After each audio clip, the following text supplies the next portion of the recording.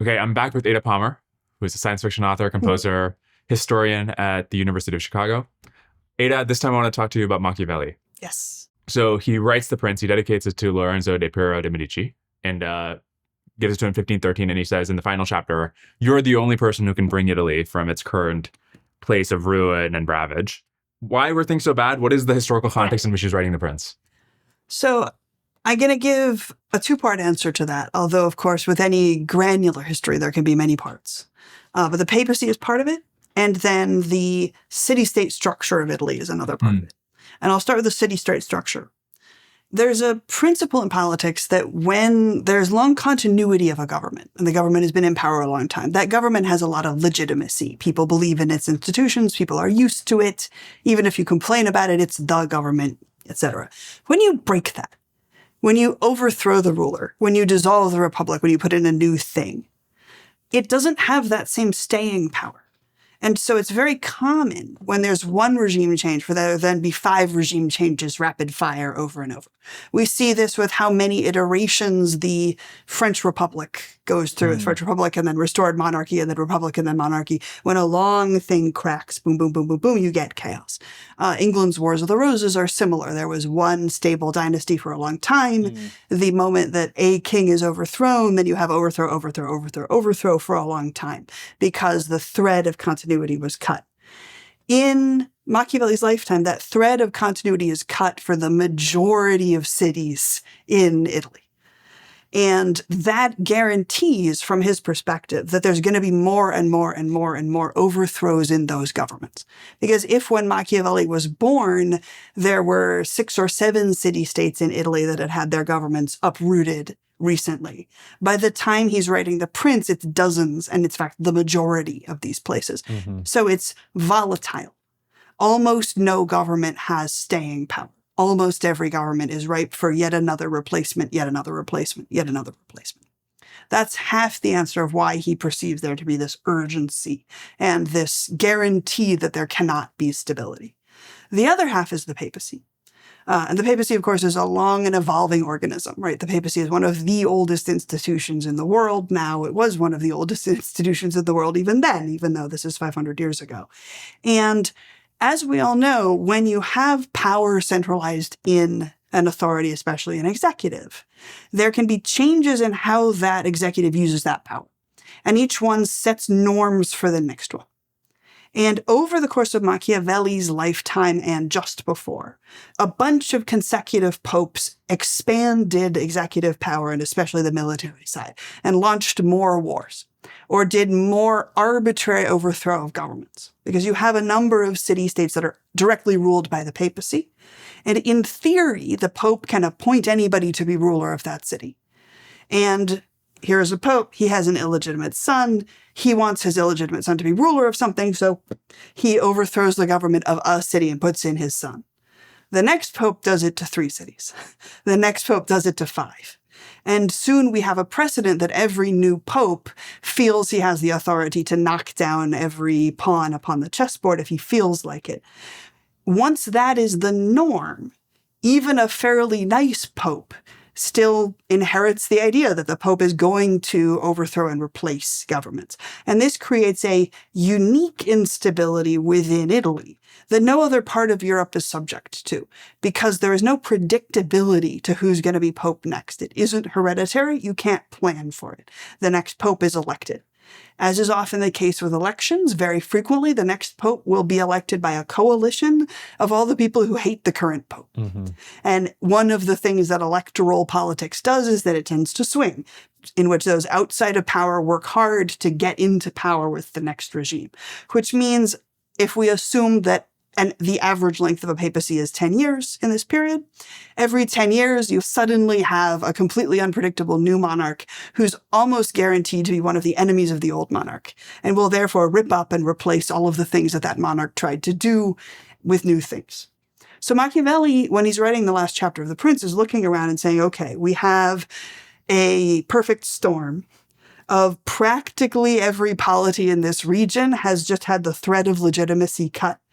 Its institutions have no traditions. Its people have no investment in its current rulers. These are all pawns that have been knocked over before and barely stood up again. They're ready to fall. And meanwhile, nothing will stop the turnover of popes.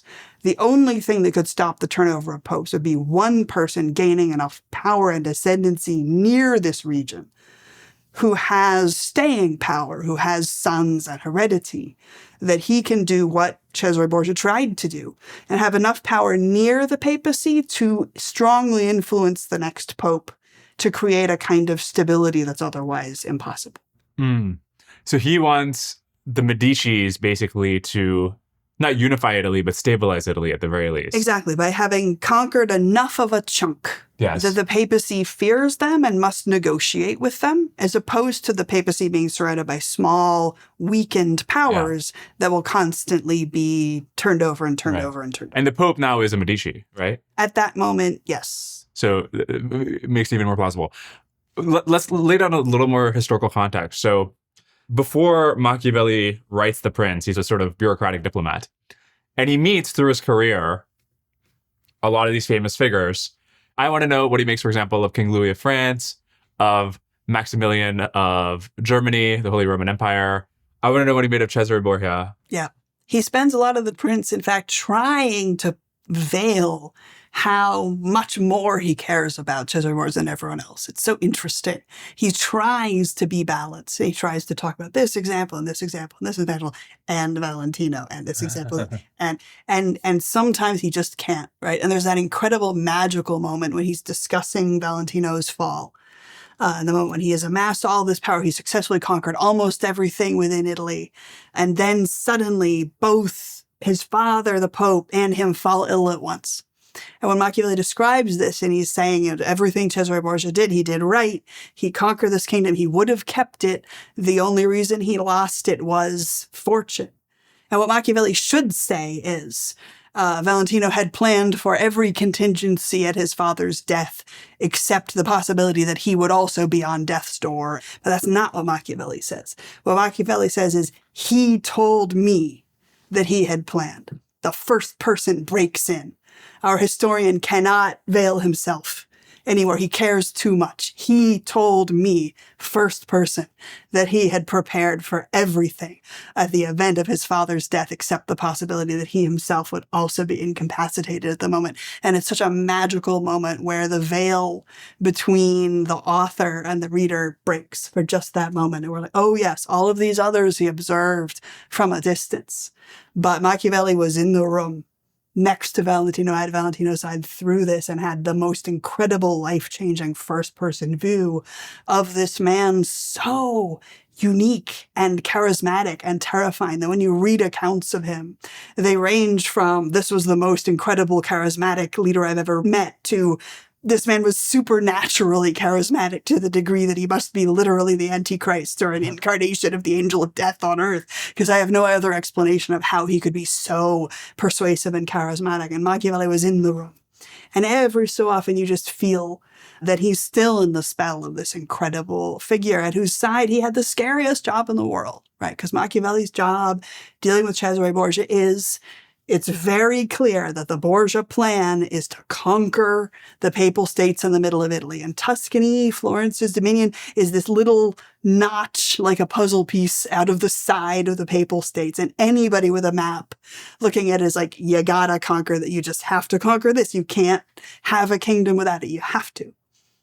There is no way to stop it. So what do? Machiavelli's advice to his polity is, this time we're not going to succeed in persuading this conqueror to pass us by. We can't bribe him into doing something else permanently. But we can buy time. And we can absolutely and abjectly swear to do anything he wants. So we can give him our forces. And we can give him our money. We can pay him and help him conquer the rest of it. And betray our allies. Betray Bologna, which Florence had had a 300-year alliance to defend Bologna. And he said, we have to break it. The whole world is broken right now. We have to break every promise and every hereditary alliance we had. We must be at the side of this man. And the only possible survival mechanism is to win from him through loyalty, through support, and through Machiavelli being at his ear, whispering forever, Florence is loyal, Florence is loyal. By that, we buy the boon of Polyphemus, the terrifying promise of the conqueror. I like you, my guest. I'll eat you last. That's the Republic's only hope. And that's Machiavelli's job, is to stand next to the scariest man who has lived in Europe since Frederick Barbarossa and whisper constantly in his ear, the Florentine Republic will support you and will give your grace anything you ask. Just eat us last. Doesn't it contradict what he was saying in The Prince about never rise with the help of great powers, for even in success, you have empowered somebody who is stronger than you and whose mercy you're at? I mean, this is not Florence aiming to rise. This is not Florence expecting that it will gain anything by this. This is Florence knowing it will lose. And Machiavelli is very open about the fact if Alexander had lived another year, Valentino would have finished his conquest and taken Florence and taken it at last, and it would have been over. But hopes are mortal. And buying time is sometimes the survival mechanism. Yeah. And so Machiavelli has this incredible first-hand experience of being with Valentino through all of these decisions, being with him at the massacre at Senigallia, when rumor had reached Valentino that some of his people were terrified of him and plotting to overthrow him. And then they were so scared of him, they decided to abandon the plot. And he heard, and he met with them and told them, I forgive you. It's okay. You've renewed your loyalty to me. You've passed the test. I trust you, all is well. And then he invites them to the banquet and then massacres them all. The forgiveness is false. The betrayals are punished. There's this amazing letter that's a couple months afterward, where Machiavelli's loved ones are writing from Florence because they've received a letter from him after the massacre at Senigallia. And they say, oh, thank God you're alive. We had no idea. All we heard was that he had massacred a large number of the people who were with him. We didn't know if you were alive because it took months in the chaos. The postal system had completely broken down, right?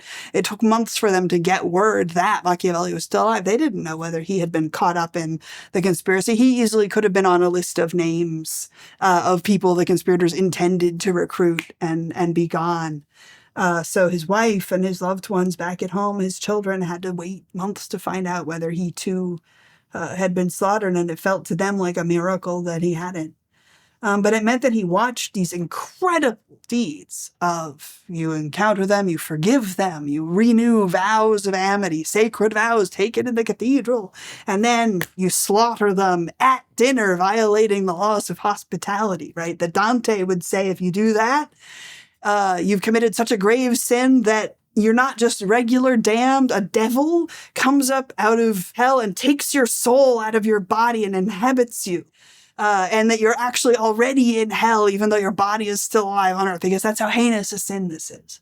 And yet, it works. And all the rest of Valentino's men are more loyal to him afterward than ever before, and won't even whisper to each other about dissatisfaction, because even the faintest whiff of conspiracy might result in death. So why does Valentino's kingdom, for which he did everything right, ultimately fall apart? Because he happens to eat the same thing that gives him food poisoning as his father, and happens to be ill at the wrong moment. And also the puppet that he manages to get in power, Pius III, dies too fast. And then he's outmaneuvered by Julius. If all those things hadn't gone wrong in a row, the kingdom would have stood, and indeed he would have conquered Florence. So Machiavelli is constantly reminding us that, yes, we have all of these things we can try to do. We can remember it's better to be feared than loved. We can remember not to be hated. We have power over maximum half of what causes outcomes. The other half is always going to be fortune, right? Because we look at Machiavelli, we know he's the origin of utilitarian thought, and that he says we need to evaluate people's deeds based on outcome. But he doesn't just say we need to evaluate their deeds based on outcome. He says we need to evaluate their deeds based on what the most probable outcome was before fortune intervened. And so he says, people look at Valentino Borgia and say, but the Borgias fell. they were feared, and then they were hated, and then they fell, and then their enemies took power, and then chiseled their coats of arms off of every surface in Rome, so that to this day, you're walking through Rome and you sit down at a pizzeria and there's a weird scar on the wall, and that scar is where the Borgia bull is no more, right? And people want to make the moral of that be, don't do what the Borgias did, they fell. And Machiavelli's like, no, they did not fall because of their choices. They fell because half of what happens in the world is never in our control. And you can do everything right, and it's out of your control, but we have to evaluate what would have happened, and therefore we should imitate them, because everything they did was right. I think one misconception about Machiavelli that I had, because I had not read these books before, is that he says the means don't matter, the end matters. And there's a virtue ethic sense in which maybe he doesn't think the means matter, but like he is way more concerned about the means than I would have immediately thought. He thinks the means are incredibly important because the means by which you achieve power determine how stable and how fruitful that power will be. Right. In the context of military conflicts, he says, if you achieve some power with the help of mercenaries or with the help of great powers, people who become stronger than you as a result of you achieving power, that is a very precarious spot to be in. But speaking of Julius, he makes another point that if you achieve your power by lying, by breaking oaths, by being unfaithful, that this is okay because his view is that people will forget that you are not faithful. They will just take you at your word the next time they encounter you. And so it's actually a very interesting meditation on by what means can you achieve power that will make that power stable versus not. And the fact that he thinks breaking your word is totally fine. Well, it's subtler. It's even subtler than that. Yeah. Because if you are someone who breaks your word and you break it this way, it'll bite you in the ass. Yes. And if you break it these ways, it'll be okay. Yeah. Because he also does analysis of figures like Savonarola, who would make prophecies and promises, and then some of them would happen and some of them wouldn't. And then he would make new ones and sort of correct what he said yesterday. And he handled his manipulation and untruths badly in Machiavelli's analysis in a way that did turn people against him and make him lose power. Partly because Savonarola, as a religious demagogue, the core of his power was people believing that he was divinely inspired and that he wouldn't make mistakes and wouldn't err. And so his power base was fragile vis-a-vis untruth. And for him, because of the specific shape of his power and then the specific way he handled his contradictions, that did hurt him. Whereas if it's somebody like Cesare Borgia who will make an alliance and work with that ally for a while and then betray them, because meanwhile he was such an effective conqueror and he was so scary and everyone was so afraid of him, even when he would betray an ally, his other allies would say, I gotta be more faithful to him so that the next person to be betrayed isn't me. And try to work hard to be in the good graces of the prince so that I'm not next, as opposed to turning on him because he was so scary. Savonarola was not scary. Savonarola was charismatic and persuasive and, had one of these voices that made crowds thrill and women swoon. And decades later, when people asked Michelangelo what Savonarola had been like, when Savonarola had been dead for decades, right? Michelangelo's answer was, I still hear his voice, right? He had one of those charismatic presences that wasn't enough when he started flip-flopping on policy and truth. Whereas Valentino was so scary that he could betray his top general and seize his lands and overthrow his city, and all of his other generals would say, better step even further into line. Yeah. So it's not just that lying is okay, it's that lying is sometimes okay if you check these other boxes. And it's not if you don't. So this is even more reinforcement of he zooms in so much on the means. And if you do A and B, you're okay. But if you do A and C, you're not. Looking at the minutiae of different ways you can wield power and different reasons people can have to follow you. If you're a prince who's decided to invest it in being loved, you have to keep it up. Or cultivate being feared alongside it. If you've invested heavily in being feared, there are things you can then do that you can't do if you're a prince whose power depends on being loved. And this actually gets the famous quote in The Prince, it is better to be feared than loved. What he's getting at there is, I think he's just like very cynical about people's nature. And if people make you a promise they'll just go back on it. If your power base depends on people's promises and loyalties, as soon as your rule seems tattering, they'll go back on it. Whereas if your rule depends on people just having expectation that if they break their oath to you, they'll be punished, that's much more stable. But his cynicism about he basically thinks people will act as badly as they are allowed to. I mean, yeah, his whole justification of checks and balances is not dissimilar to the founders of the U.S. and their reason for wanting checks and balances and wanting to put different factions against each other. Which is like, he's just kind of cynical and thinks people will just act as badly as you allow them I mean, to. on that topic, Machiavelli is the first person that we have ever in the European tradition to suggest that it could be viable for there to be more than one political party in a state at the same time. And that they would compete against each other and sort of vent the society's tensions through competition and vie to try to dominate an election and then the next one. This is what we're used to. This is innovative in Machiavelli. Machiavelli talks about how competition within a city, if the parties are kind of stable, he's observing Siena as one of the examples of this, can vent local tensions and allow interior adjustments of who has power. And the norm, the standard attitude toward political parties is if there are two political parties in a polity, it will not be stable until one of those political parties is dead and their heads have been cut off and put on spikes and their houses have been burned down and paved over. That has been Florence's solution to political parties before. Florence massacred its Ghibellines and killed all of them and raked salt into the earth where their houses used to be so nothing can grow there, nothing still grows there. And then when the Black Guelphs and the White Guelphs split into two sub-parties, they immediately started slaughtering each other as well. The standard was one party must wipe out the other party for there to be stability. And there are comparatively few examples, although Florence's neighbor Siena is one, where political parties managed to not only coexist side by side, but be politically helpful.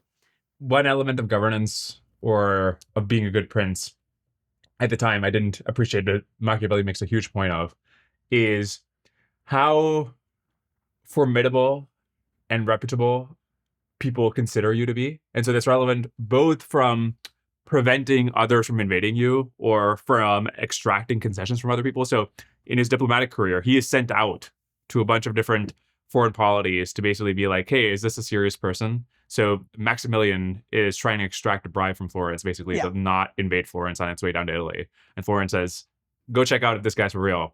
Yeah. And he has to make some judgment about this person. Well, and it's useful to remember, Florence has paid these bribes a lot, right? Florence's tactic is someone invading the area, can we bribe them? Right.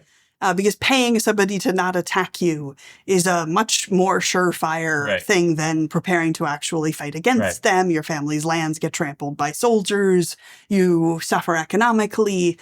So it's an old Florentine tactic. It's not a new thing that Maximilian is threatening to invade Italy and trying to extract a bribe. Yeah. Florence basically every year is like, okay, who do we need to bribe this year to not invade us? Right. Here's this year's bribing a king budget. To whom does it go? Is Maximilian a serious threat, or are we saving this money in case there's a threat from somebody more serious like the King of Naples or the King of France or Milan or the Venetians or something? A couple weeks ago, Cursor saved a podcast. I was helping some friends record, and we shot for several hours. Everything wrapped normally, but when I went to send the footage, one of the video files was corrupted. I tried all the obvious fixes, but I couldn't get anything to work. So I pointed Cursor at it. Cursor uses this command line tool called untrunk to recover the video. Untrunk is pretty easy to use, but it only works if you have a clean reference file from the same camera that produced the corrupted footage. Cursor tracked down a viable reference file without any prompting, and it used the file's metadata to make sure that it came from the same camera. Once Untrunk recovered the video, I asked Cursor to fix the out-of-sync audio as well. It ran this complicated FFmpeg command that I would have never come up with myself, and it just realigned everything. You should try using Cursor for your daily work. My whole team has been using it for ordinary tasks associated with the podcast. Go to cursor.com/sparkash to get started. At this time, the Pope is not just a spiritual leader, but a temporal power. So he's like, him and his son are literally fighting wars against other Catholics, but the other Catholics are fighting them back. Like, what does it mean to be a Catholic who is fighting a war against the Pope? So here is where geographic proximity is everything. Because from the perspective of if you're far from Rome, right? When you're Denmark or Iceland, and the Pope is all the way over there. And the way you interact with him is that occasionally an incredibly impressive papal legate will visit, and there will be vast pomp and circumstance, and the city will rename a street in honor of the fact that somebody sent by the Pope has visited. And he has this great power to say yes or no to petitions. And, different countries have been trying to petition for specific things for ages. And the Pope's legate is here to, interview the emperor to judge whether the queen can be queen or not. And it feels like a big deal. And the Pope is very abstract. It's easy to have a lot of respect for that Pope. Because what do you see that Pope do? You see that Pope in pomp and circumstance. You see that Pope make judgments about fates of popes and kings. You see that Pope put out papal bulls and edicts that give theological answers to questions. You see that Pope exercise judgment of life or death over people at a distance. He's very abstract. And the difference between one Pope and the next Pope is kind of small from your perspective. You don't see their policy differences. If you're in Italy, the Pope is that asshole who went to college with your brother and beat him up when they were at college, and then, was drunken and irresponsible in middle age, and you've been negotiating with him in these other jobs, and this jerk, his family, the other jerks who are also competitors for this. You're allied with him, you're not allied with him. His ancestors are allies of yours or not allies of yours. He's a specific dude. And you're much more likely to judge a pope based on, he's that guy, right? This is not Pope Julius II. This is Giuliano della Rovere. And I judge him based on his uncle who put him in power and the actions of his friends and the actions of the city he's from. And you know all of his dirty laundry, and you are subject to the fact that when he moves into power, everyone who's related to him is going to get promoted within Italy. Everybody who's not is going to get removed from Italy. So it's much easier for an Italian to see this Pope. And it's actually quite hard to see the papacy. And that's how you have these fascinating wars where even the cities that are hereditarily incredibly loyal to the papacy will sometimes be fighting a war against the papacy. Mm-hmm. So all Italy is divided into these two factions, the Guelphs and Ghibellines. Theoretically, what these two factions mean is that Guelph powers, Guelph families, Guelph cities, they believe the correct successor to the Roman emperors is the Pope. The Pope is the emperor. He has the right to be the ruler of Italy and indeed of everything that was once Rome's. He is the ultimate political, the ultimate military power, and he is the rightful and only rightful overlord of Italy. The Ghibellines believe that in 800 AD, when Charlemagne conquered a bunch of stuff and made the empire that we now refer to as the Holy Roman Empire, when the Pope crowned Charlemagne, he delegated the political and military side of his authority to that emperor and made himself be the spiritual authority, but the emperor be the political and temporal authority, right? And therefore, the rightful ruler of Italy is the emperor, the successors of Charlemagne. These are the two factions for which these parties fought originally. 300 years ago. These days, what these factions actually mean is those jerks murdered Uncle Tybalt, and we will never forgive them.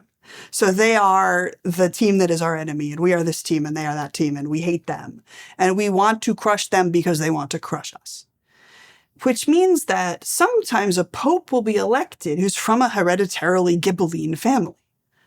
And the pope will start promoting people from the anti-papal faction, and the pro-papal faction will unite against the pope, which makes no rational sense until we remember that they are serving the pope abstractly. So you get multiple situations where there's a war between Rome and Florence over the fact that Florence wants to defend papal authority in papal lands against the Pope itself, because that individual Pope is from the anti-papal faction. Do they not believe that he is the vicar of Christ on earth? I mean, it makes sense in a normal political state for you to think, I believe in America, but I don't like the president or something. But isn't the Pope supposed to be? Yes and no. Again, when you're far away, yes. When you're close up, you know too much of the dirty laundry of these people. right? So let me use a fun example. The most passive-aggressive letter ever written in the entire history of time, in my opinion. There's a type of ceremony that happens when the new pope is elected, which is the giving of oaths of obedience. A major ambassador from every polity in Christendom comes to Rome, and they wait in line for a long time, and then they give a speech, a long-winded speech about how great the monarch is that they're there to represent, and how vast his power is, blah, blah, blah, blah, blah, and how pious he is, and how glad he is, Your Holiness, that you're the Pope now. Congratulations on behalf of my wonderful king. And you're supposed to send like the highest status possible person who can leave your polity without it falling down. You might send a younger son of the king. You might send the Lord Chancellor. In the case of Florence, you're going to send the most prominent citizen you can. So when Pope Sixtus was elected, it was Lorenzo de' Medici himself, not the dedicatee of the prince, the grandfather and namesake of the dedicatee of the prince, who went to deliver this oration of obedience, which means literally prostrating yourself in front of the Pope, literally kissing his feet, and giving this oath. Lorenzo did this for Pope Sixtus, with whom he was negotiating to try desperately to get a cardinalship for his brother. Pope Sixtus instead organized the Pazzi conspiracy to try to butcher the Medici family, killed Lorenzo's brother, killed a number of his allies as well, and attempted to have a coup to take over Florence.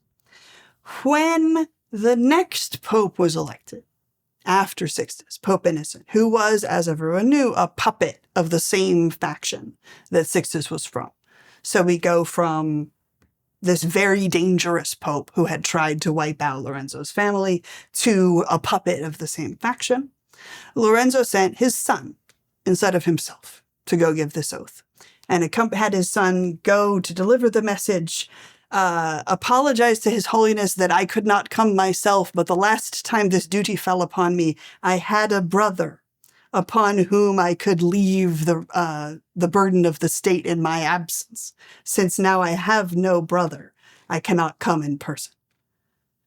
It's a very respectful letter, but it's also very overt about the fact that he does not trust and will not again trust this faction, right? So they negotiate very carefully how to deal with the fact that the popes have this great spiritual power, but sometimes the popes are acting as horrifically selfish warlords. That's also something which has worsened over time. And it's important for us to remember that the papacy becomes gradually more corrupted over time. This is because with every generation, more people leave donations of wealth to the church. A widow who has no son and has property decides to piously leave this to a monastery. The church gets wealthier and wealthier. As the church gets wealthier, with wealth comes power. More and more power is in the state. This makes a stronger and stronger incentive for every ambitious family to send their second son into the church. And this goes all the way down, right? We have personal letters of Machiavelli writing to and from relatives of his, where they're debating what is the correct sized bribe to offer to buy a priesthood for his little brother Toto. They don't want to offer too big a bribe because it would impoverish the family. They don't want to offer too small a bribe. They've heard that another family that's after this priesthood offered an extra big bribe. That's kind of not fair. How do they respond to being out-bribed? They just write about this as the most everyday normal thing in the world. And this is a, wealthy merchant prince level family. They are in the top 5% of wealth and power in Florence, but not in the top 1%, right? But for them too, it's normal to talk about paying a bribe to get a priesthood. That's just how it works. And every generation sees the church get wealthier and have more power, and therefore the incentives to corrupt it are even greater.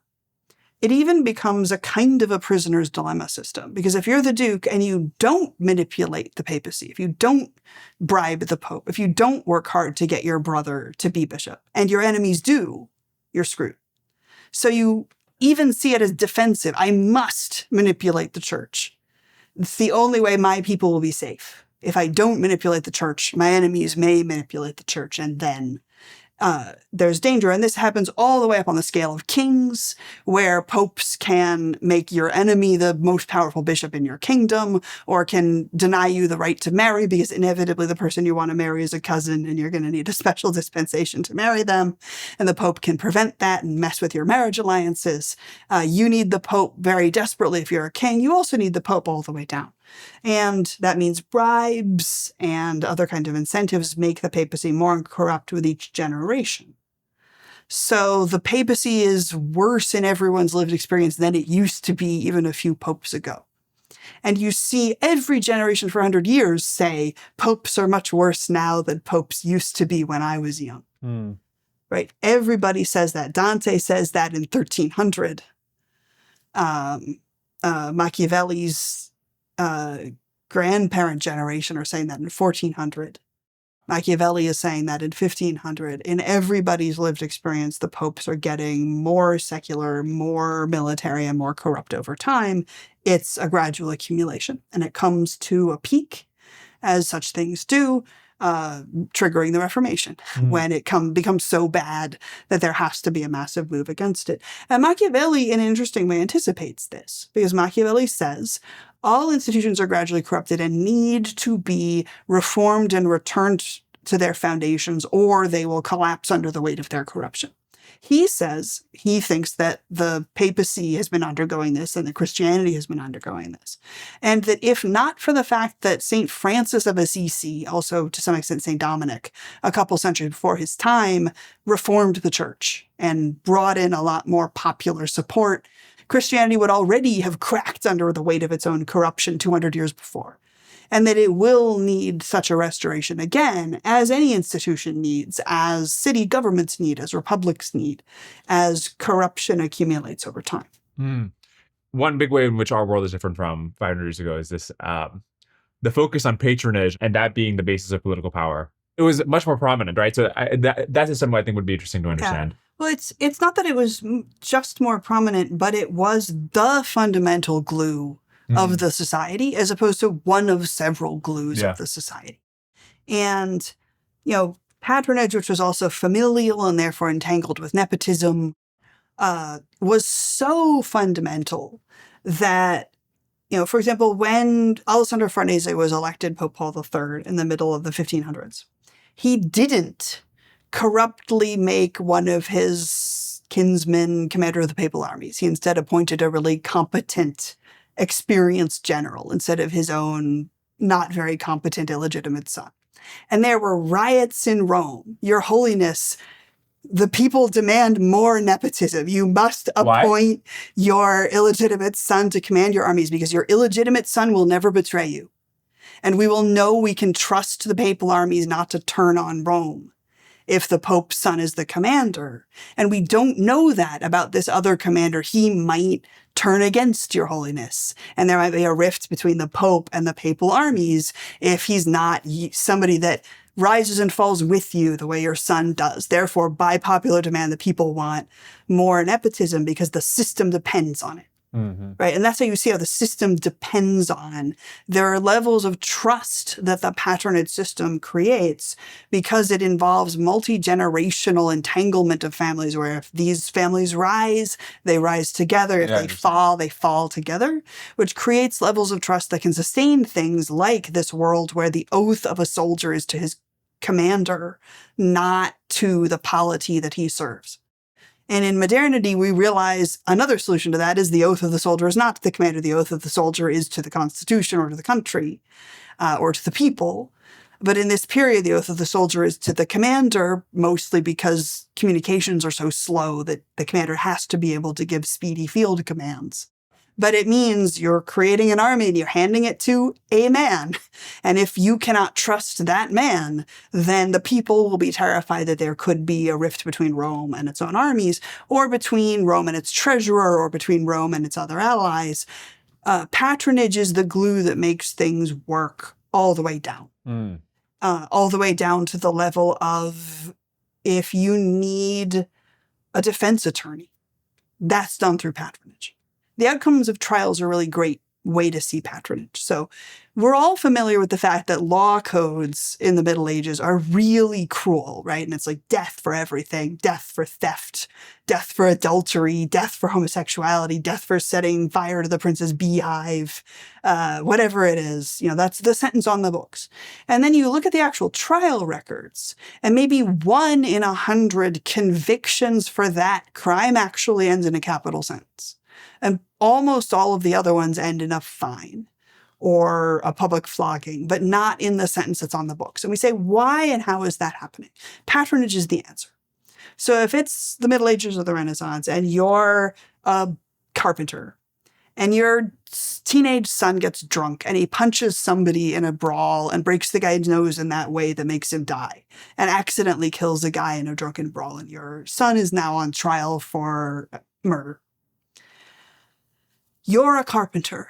You therefore have worked for the rich family whose family carpenter you are, right? Let's say it's the Medici family. Whenever they need new pews for the family church or new furniture or repairs for the family gates, they go to you. So you go to them and you say, my son is in danger. He's on trial. Please put in a good word. And your patron has the ability to then influence the judges. And they will put in a good word for you, and then you will get a lighter sentence. This is a sort of an ancestor of what having a character witness is, to say, but so-and-so is such a good person, they should have the milder punishment, not the more severe one. But the norm is you're accused of a severe crime, you're put on trial for your life, your patron intervenes, and you get a lighter sentence. And this is how justice is supposed to work. And this is a very severe line that changes in this 18th century with the Enlightenment. Because we now think of proportional justice. The sentence for the crime should be this.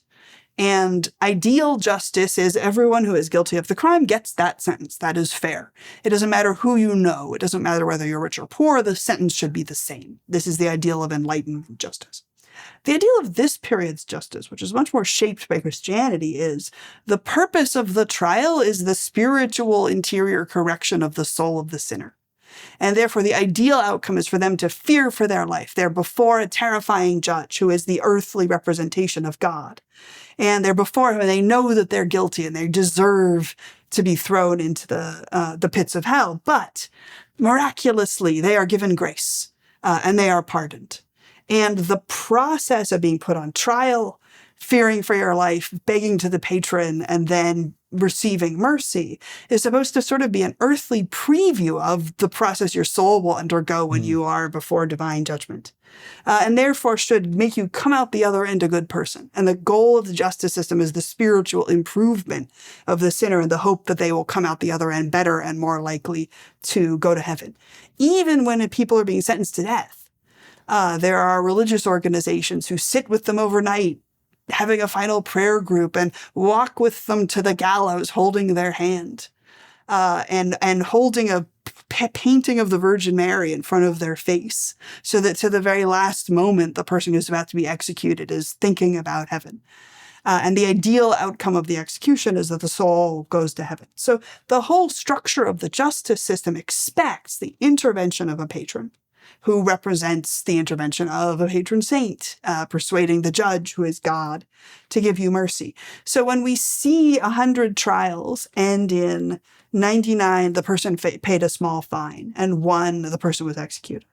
What that actually means is 99, their patron stepped in.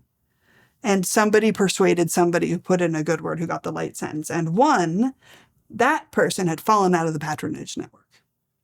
That person had angered their boss, their protector. That's why it went all the way to being a capital offense.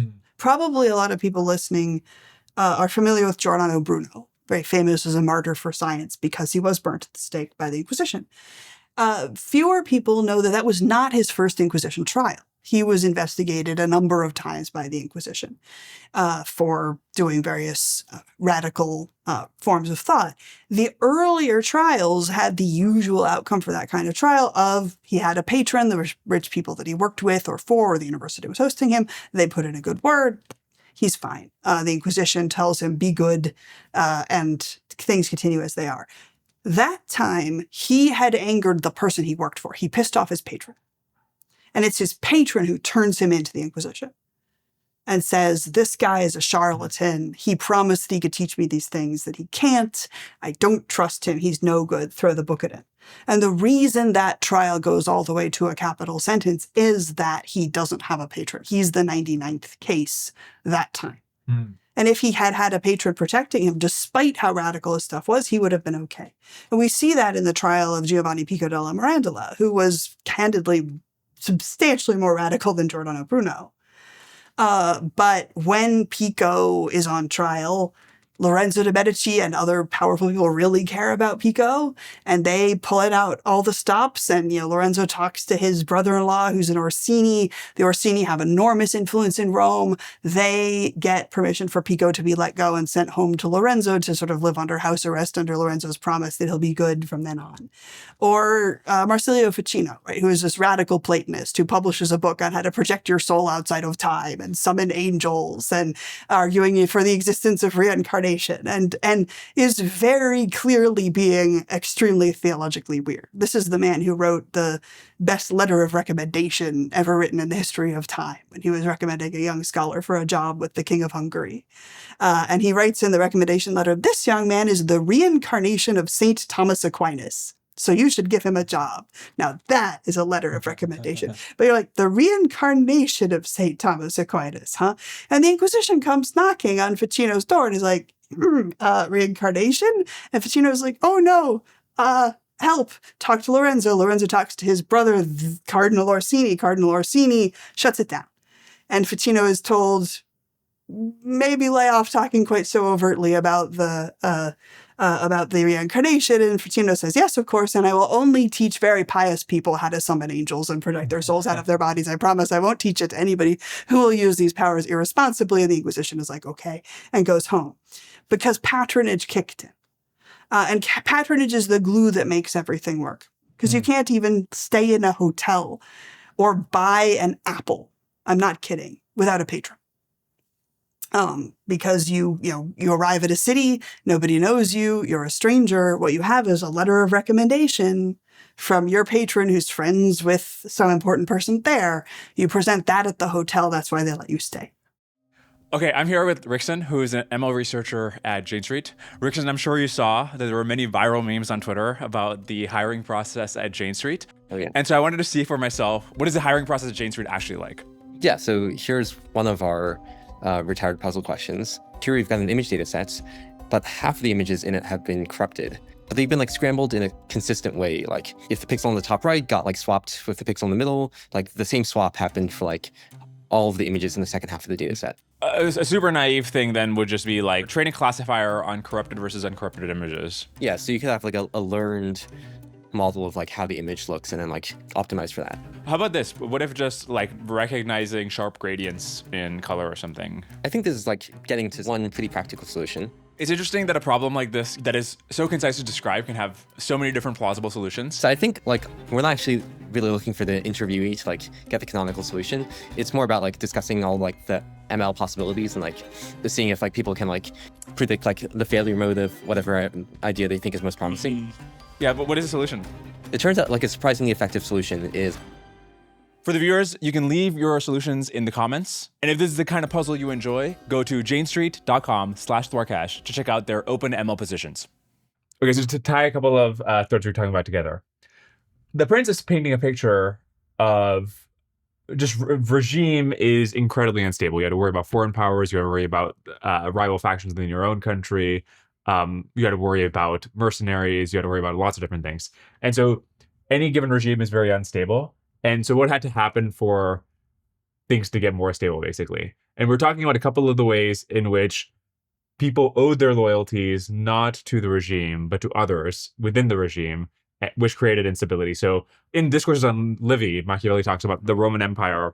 One of the reasons that its fall was instigated is that these generals who were months away in the frontier fighting these wars because the empire was so big, had to amass for the periods of years, or in some cases for Caesar, of course, decades, the command of so many men who have for decades just basically been listening to this guy tell them what to do, who to fight next. This is the person who they're loyal to.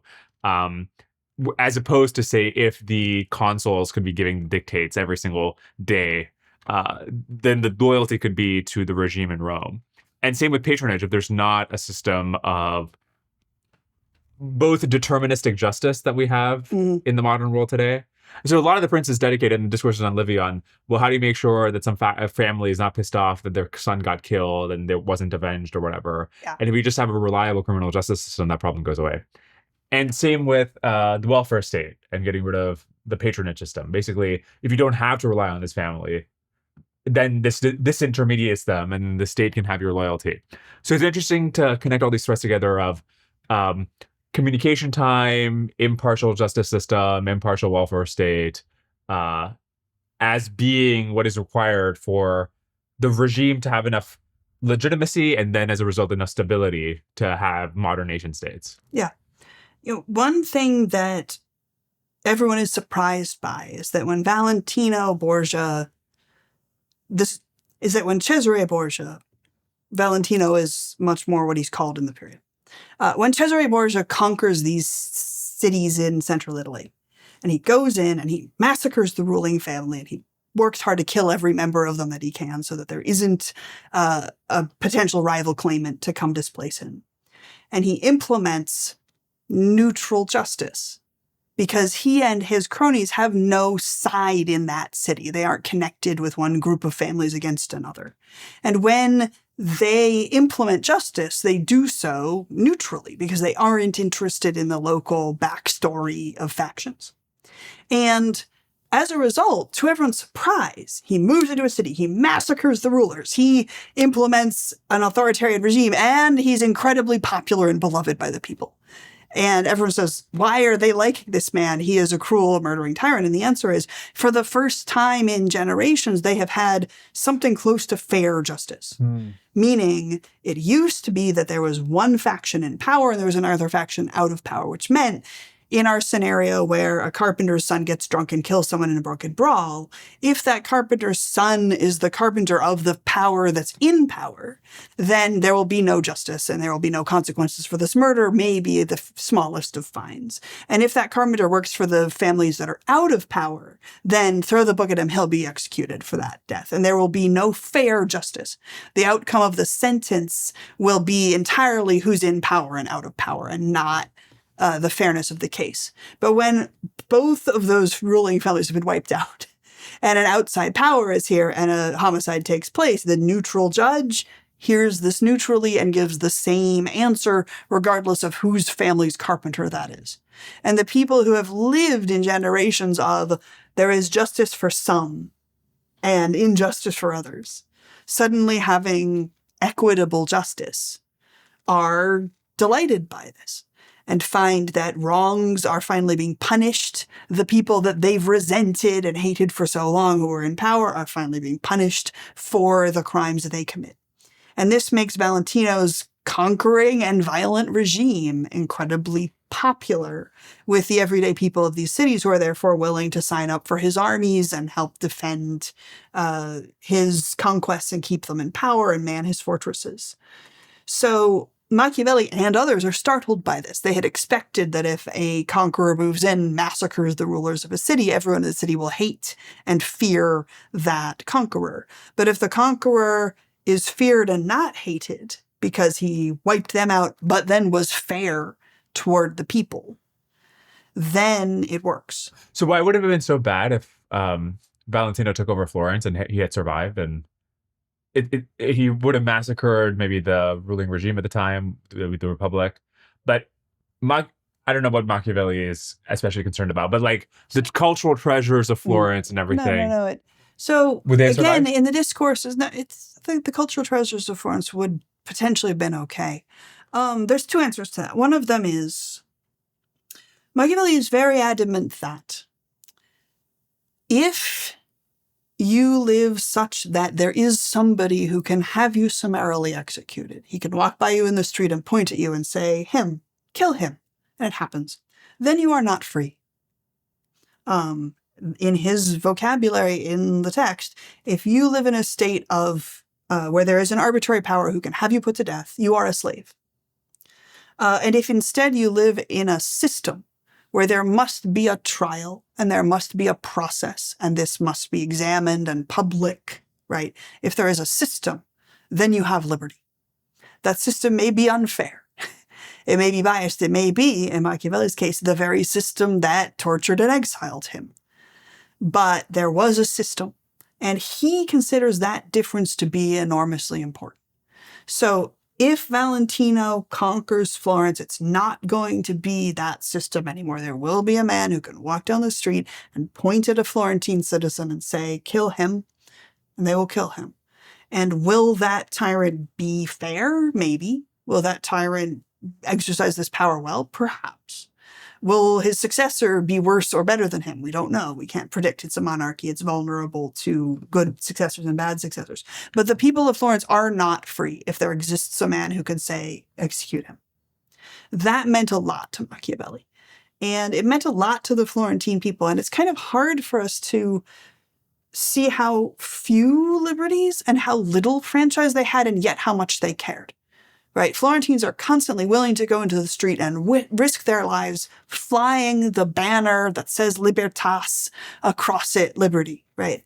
And the banner Libertas is the coat of arms of the Signoria, the Senate, which is selected from the 1% super mega elite tiny minority of the city that is eligible to be in government. They aren't rioting to defend their right to participate in the Republic. They're rioting to defend their boss's right to be in the Republic. And yet they care so deeply about it, and they consider it fundamentally different from the situation in which there is a man who can walk down the street and point at you and say, kill him, right? And that tradition of liberty means a lot and would be gone, even if the most beneficent tyrant in the world took the city. So that's half of the answer. Can I ask about that Sure. real quick? So when Lorenzo de Piero de Medici takes over, is he not that guy? So that's the second half of the answer. So there is a huge difference between when the conqueror is from your city, loves your city, and wants to take care of your city, and when the conqueror is from the outside. Because when the Medici take over Florence, they want Florence, and they want Florence to be Florence. And they want all of its beauty and all of its treasures to still exist and be theirs. They would never consider razing important parts of it to the ground. They would never consider threatening the Florentines with, we will destroy your city walls, or we will destroy your cathedral if you rebel. Any outsider would. Yeah. So Florence looks more like Florence under a Medici duke than Milan looks like Republican Milan under a Visconti or Sforza duke, than Ferrara, which has no remnants of its republic, does under the Dukes d'Este, who can do anything they want, including murderously gouging each other's eyes out. And the city will never take one step against them. So Machiavelli is aware that Florence, if it has to fall, falling to the Medici is gentlest, most volatile, perhaps, because they aren't going to be feared as much as an outside conqueror would be feared, but certainly gentlest, and that you preserve some important rights when you're conquered from inside that you don't when you're conquered from outside. So obviously, we remember this period producing all these great cultural artifacts, all these amazing buildings, all this art. Yeah. And then we're talking about the precariousness of the prince, the constant wars, how they're literally fighting all the time. How is there this surplus that is available for all these different projects? You write in your book about how the older Lorenzo de Medici spends what would be today, because of the expense of building libraries and buying books, what would be today $30 million to build a library to educate his grandsons. So how is there all this surplus available for education and arts and so forth in a period where everybody's fighting everybody, and if you lose a war, your city will get, if not raised, at least the ruling faction will get killed? So half of that answer is finance is incredibly profitable.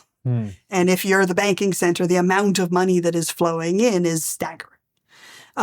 Big wool, the big industry, for Florence, is also incredibly, incredibly wealthy. So in the same way that Harold Ford becomes incredibly rich in a period when a suit of clothing is something you save up for, like buying a car, and everybody needs one, you can get very rich that way. So A, there's lots of money. But B, do you remember how it's often said that the biggest impact per dollar for U.S. defense spending is the Fulbright program? Mm-hmm. Because diplomacy is cheaper than war. And sending a bright-eyed, bushy-tailed young graduate student out to a country to enthuse about its culture and make connections and make everyone feel positively does a lot more to avoid conflict and also get help in conflict than the same amount of spending on the actual army does, right? And a dollar for dollar, diplomacy is cheaper than war. They're using the art to do diplomacy. And so in one sense, if you're not doing the art, you would have to spend more on the war. It's not that the art is being made from a surplus of the war. It's, oh no, we can't afford enough armies to actually defend us against France. Even if we spent every penny we have on armies, it would not defend us against France. But we sure can spend it on painting fleur-de-lis all over our seat of government and creating beautiful, expensive gifts for the King of France. So that when the King of France comes, he will feel like we are friends and we are giving him all of this cultural output. And if we fought him, we would lose. But if we play the culture victory game, that's cheaper. Yeah. And we can try to win. We talked about this last time, the experience of what it must have been like for a French diplomat to arrive at Florence and look at these people he considered to be, I don't know, nothings who are not even descended from the Caesars and so forth, and they're producing all this stuff. When one goes to visit Florence now, the interest is in part because these are historical artifacts, right? Because somebody made them 500 years ago. But if you're seeing them at the time, this would be something either you thought only the Romans could have done that we can't do anymore, or something that even the Romans couldn't have done. Right. I mean, they're high tech then. They're like when we look at an incredibly impressive skyscraper that's taller and more precarious and amazing than a past skyscraper. I think that is a sort of underrated aspect of what it must have been like to be a foreign power evaluating Florence at the time. Yeah. Yeah, it's we have to remind ourselves that these are high tech achievements as well as historic achievements. And also that this is a period in which backwards is forwards, which is to say, this is not a period that, like us, thinks of the future as where potential is and that humanity might get better and better over time. The potential of humanity is recapturing Rome. Right. Backwards is forwards. If we can get more and more like that, that'll be better. That's what we aspire to. And they do debate, can we surpass the Romans? Yeah. Can we make things even better than the Romans? But it's an if. It's a debate. It's not a definitely of course. For us, it's a definitely of course. We're moving forward. We're trying to build bigger and more impressive things. Even for people who are cynical about progress, people will say, yeah, we will be more powerful in the future. We'll be able to do more. We may use it to stab ourselves in the foot, but we will be more powerful in the future. And for them, it's very much, will we ever be as powerful as the Romans were? We don't know. We can debate it. We hope so. We aspire to it. Will there be another Pax Romana? Will there be another universal peace someday? Will we ever achieve that again? So when we look at something that is like Florence's cathedral or Florence's neoclassical buildings, we look at it and we know they're imitating the past. And so we don't think of it as cutting edge technology. But for them, cutting edge technology is imitating the past. Yeah. We talked about last time how both Machiavelli and the other humanista, in the different ways they understood virtue, were trying to emulate the virtues that made Rome originally great. How much are they going off of just these random myths that Livy or whoever would write down about something that supposedly happened where Brutus killed his own sons, or who was that guy who put his hand in a fire to show that the Roman people will be loyal and you should fight us? And how much is it, you look at actual Roman history and it's like incredibly fucked up, right? We were just talking before we started recording about the life of Claudius and the period of the emperors and so forth. And surely this must have been known to them that actually... I mean, part of it is they're zooming in on different emperors. Yeah. And when we want to make an HBO drama, we don't make it about the kind of boring, competent emperors who just do a really good job. Our society might be better off if we did. Yeah.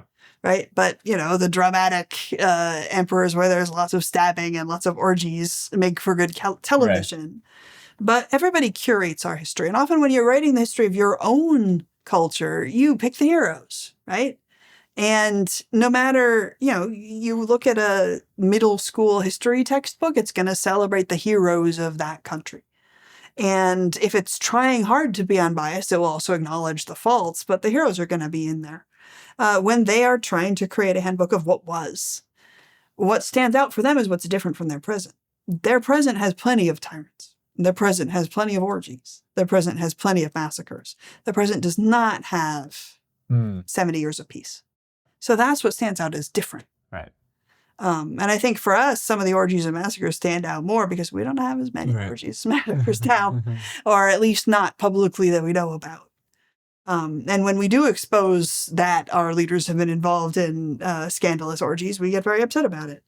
But to them, they read about all of this and they read about the successes and they read about the stability from Trajan, Hadrian, Marcus Aurelius. And they say that is alien to us. That we haven't had in so long. That is what we want to have again. So much so that when Gibbon is writing the history of the fall and decline of the Roman Empire in multiple volumes, but in the late 18th century, he says that there's never been a better time for humanity than during the Pax Romana and the 5 good emperors. Yeah. Well, and to the degree that medieval Europe can't cope with the idea that these good emperors were also pagans and are therefore in hell, right? And which is where you get this gorgeous legend that Pope Gregory the Great summoned the ghost of Trajan and baptized his ghost so that he can go to heaven. Even though Trajan is during the persecution of the Christians emperor. But they just love him so much they can't handle the idea that he would be in hell despite being a great Caesar. So the medieval world, it is canon that Emperor Trajan was posthumously baptized so that he could go to heaven because he's such a good emperor. And Dante centers him in Paradiso as the ideal Christian ruler. And you're like, but he wasn't Christian. He was persecuting the Christians. But this is medieval and Renaissance Europe are very good at having their cake and eating it too, in terms of getting to pick and choose the best parts of the pagan world and the best part of the Christian world when constructing their imagined antiquity to have both and celebrate both at once. Actually, so here's one thing I'm confused about. Machiavelli makes a point of pointing out Cesare Borgia's betrayals because of how remarkable they are. For example, Romero de Orco. Yeah, so slaying the very deputy that he had tasked with being harsh and as a result bringing peace to a region for that harshness that he had delegated, or, inviting as a gesture of goodwill some people who were going to do a revolution against him and then killing them all at the banquet. But should we take the fact that he's making a special point that, hey, actually take this kind of betrayal or take this kind of deed as something you should consider doing as evidence that this was actually rare at the time? Maybe another way to ask the question is, to the extent that they are all Christians at the time, surely they really did believe they're going to go to hell if they betray people or if they lie or break their oaths or something, right? So just as you were saying a second ago about how capital punishment was actually less prominent at the time than we in retrospect think it to be, are these kinds of crazy political intrigues or whatever less common than these stories make it out to be? Two halves to that answer, and I'll do the second one first. The second one being about the religious one, right? Because they all believe in this religion that says if you do this, you're going to go to hell, and then they all do this. Yeah. And that's something that this period really wrestles with, and everybody is sinning and breaking their rules all the time, and killing for honor and committing usury, right, lending money at interest. They're all sinning all the time, and they're all doing these things that are against the rules all the time. And people in the period do bring that up and say, hey, this is not okay. And this is one of the big focuses of Dante's Commedia. And Dante in it says, look, when you do these things, you will go to hell for them. And he fills his hell with Florentines.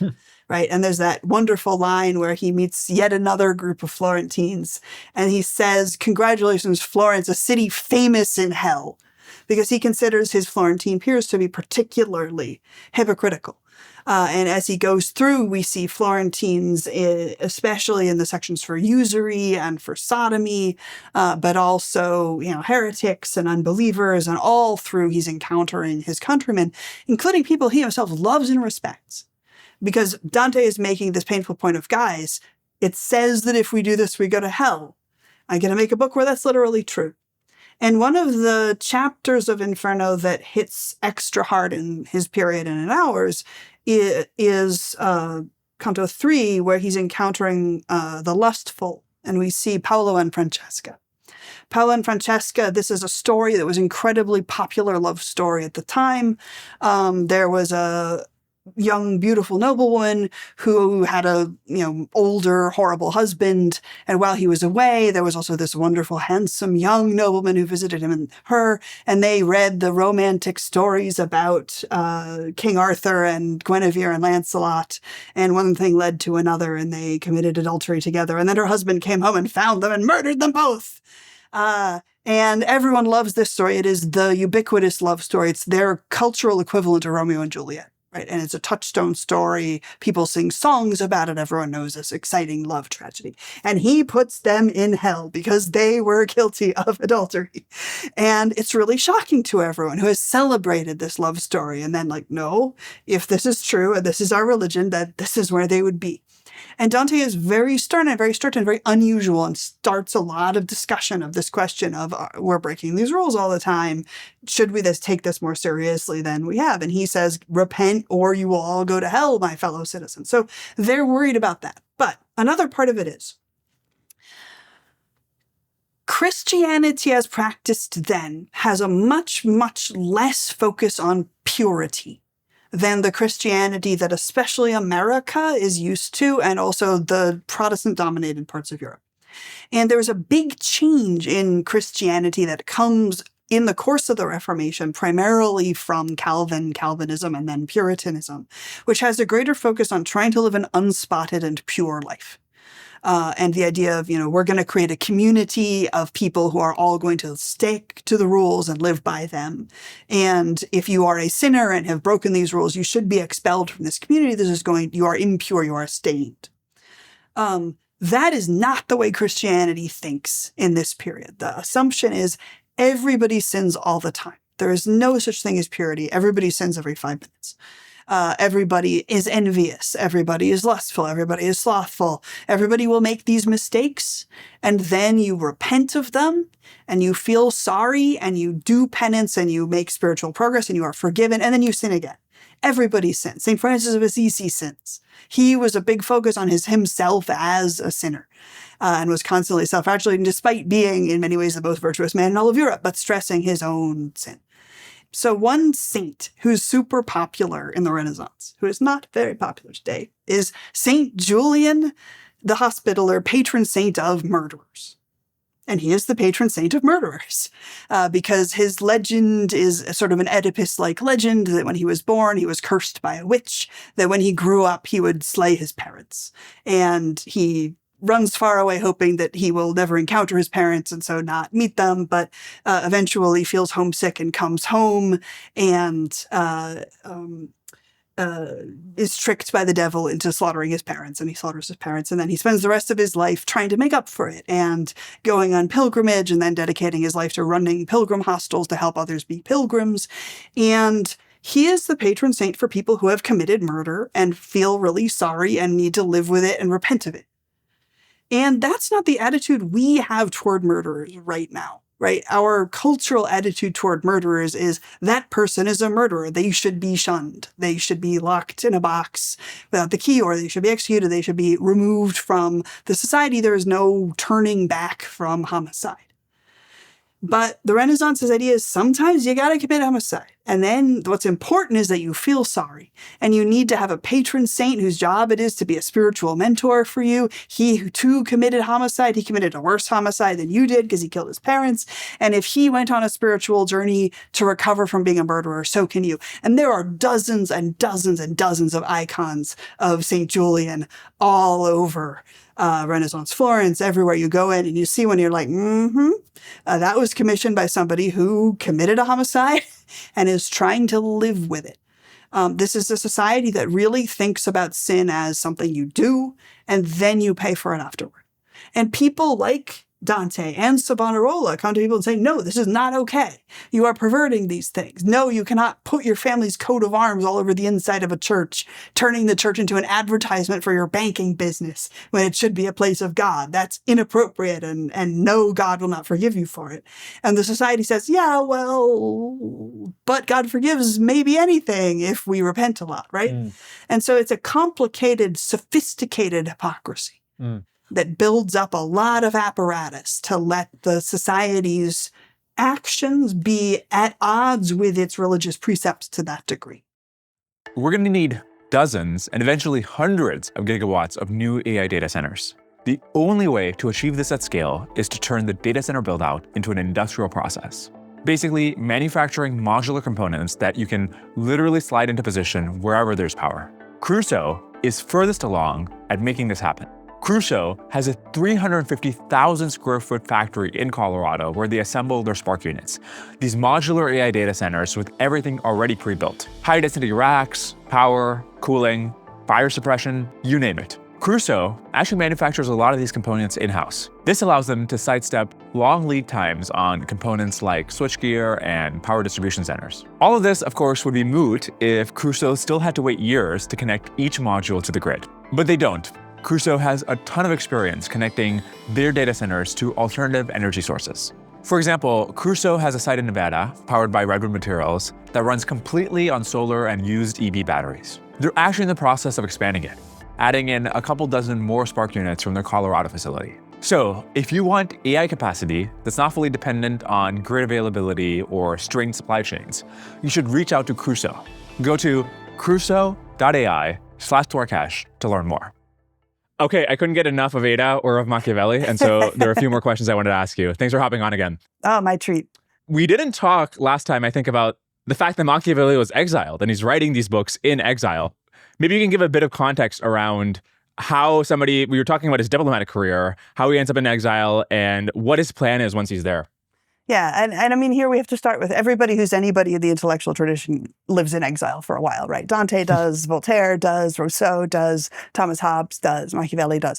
And more importantly, exile is a very common thing in Florence and isn't the permanence that one expects. In Florence, exile means the people who are in charge of the regime distrust you right now. They want you out of the city, but they are testing your loyalty. They are testing whether you will stay true to them. And you're told not get out of the city like a Roman exile, but go to a specific place. Go to London, go to Bruges, go here, stay there, and we will send you instructions. And then you're expected to act as a kind of unofficial, official emissary for the government of Florence while in your exile. And you'll be asked to do diplomatic missions after a while. And they'll say, go talk to this person on our behalf or go deliver this trusted letter. And if you're good and you behave, then after some years of service to the Republic, you'll be recalled. So it's a sort of a provisional exile. And they pick a specific place to send you. And if you go and are good and do what they say, then after a while they consider bringing you home. If you don't, if you leave and you don't stay where they said, if you run off to work for someone else, then, okay, you're not allowed back in Florence anymore. You're an exile at this point. Machiavelli's exile is unusual because they really don't trust him. And so they don't send him to Bruges or London or Barcelona or the Germanys or any number of other places where he actually has political contacts or doesn't. They send him to a middle of nowhere hamlet in the countryside outside of Florence in Tuscany, where there is nobody important and there is nothing to do. And this isn't a go wait for instructions. This is a go rot. And we're testing whether you will faithfully stay and do basically nothing and be forbidden to talk to important people, be in isolation. When that exile is given, everybody expects that Machiavelli's response will be, okay, they're not giving me even a second chance. I'm going to run off and work for somebody else because there are a jillion people in Europe who would love to employ a skillful classicist historian with military and diplomatic capacities who has political contacts in Rome and in France and has visited the court of the emperor. He could have worked for any number of cardinals. He could have gotten a very prestigious diplomatic job in any of a dozen courts. A Florentine historian especially is something that you absolutely want to hire to write a flattering history of your own family.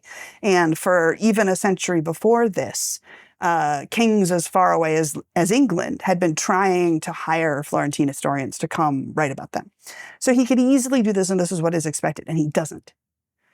Because Machiavelli says, no, I'm going to stay and I'm going to rot. And I'm going to write the prince, which is my job application, begging the new regime to bring me back and let me work for them and demonstrating my loyalty. And I'm going to send it to them and only them and my immediate friends. I'm not going to share it with anybody else. Because Machiavelli is a patriot and he will not serve any cause that is not his country. No matter whether the pay at a royal court somewhere would be 3 times what he would ever get at home, that doesn't matter to him. No matter whether this is the regime that just arrested, tortured, and exiled him despite him not having plotted against him. He wants to work for that because Machiavelli fundamentally is possibly one of the most patriotic patriots in Earth's history. And he will faithfully sit in the countryside and rot while begging to work for the people who ordered his torture, so long as they will recall him so that he can serve his country. And this connects to the question we always ask about the target audience of the prince. Because his other work, his discourses, his histories, his comedic play, those were for public circulation. Those increased his fame. Those made important arguments. His history of Florence joined other important histories of Florence, circulating, influencing the way people thought about politics. Not the prince. The prince is secret, proprietary, the secret sauce of how to maintain power. And he will not let any other power have that, right? It's like a nuclear scientist with diplomatic secrets who is faithful to his country and will not sell out and let those secrets fall into other hands. Machiavelli knows that he has the beginnings of a new world of political science. And he will only share that with the government of his country because he wants it to protect his country and he will not serve any other cause.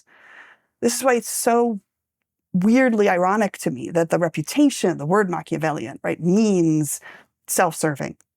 Well, Machiavelli himself is one of the most selfless men I've ever read about in the history of the earth, who will give up and sacrifice career, diplomacy, fame, friends, the opportunity to even be in a city and have a nice day, to rot in the countryside, to be faithful to his country. And he would rather serve nothing and no one than give an hour of his time to advancing anything that is not Florence. You're making the point that he is advocating a viciousness and a realism and a cynicism, but in service of protecting Florence, not in service of a generic prince of any generic principality. Exactly. And he doesn't let copies of it circulate to anybody but the rulers of Florence and his immediate scholarly, social, intimate circle of friends, right? People that he's known for decades, who are scholar peers, who have discussed his ideas with him. That's the audience of the prince during his lifetime. Does he expect that at some point it will be more widely distributed? Is he writing in a way that suggests that, I mean, it is a literary masterpiece as well. I mean, I've only read, obviously, the translation, so I don't know what it's like in the original Italian, but somebody putting in that much literary effort into something that is just supposed to be a very pragmatic manual for a particular person seems a bit weird. Well, we have to remember this is a moment of transition from the manuscript to the print period, and also therefore an important moment of transition from what makes a written work important and how that written work is important to the career of someone who's written it.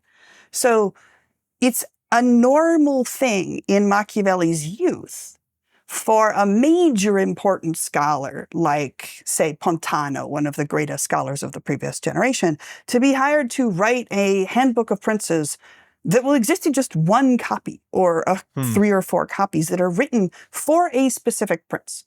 Right? So, for example, King Alfonso of Naples, the Spanish king who conquered Naples, Alfonso the Magnanimous, made famous for his vast patronage of arts and letters and for carefully cultivated personal anecdotes, like the moment that he was in the middle of fighting a war and a messenger rushed in to his room, sweaty and covered with things, to interrupt the king's morning time with his scholar friends discussing Plato. And the king turned angrily on the messenger and said, "Get out! This is a place for men in togas, not for men in armor," and refused to listen to the urgent message until he'd finished his hour of scholarly contemplation of the soul.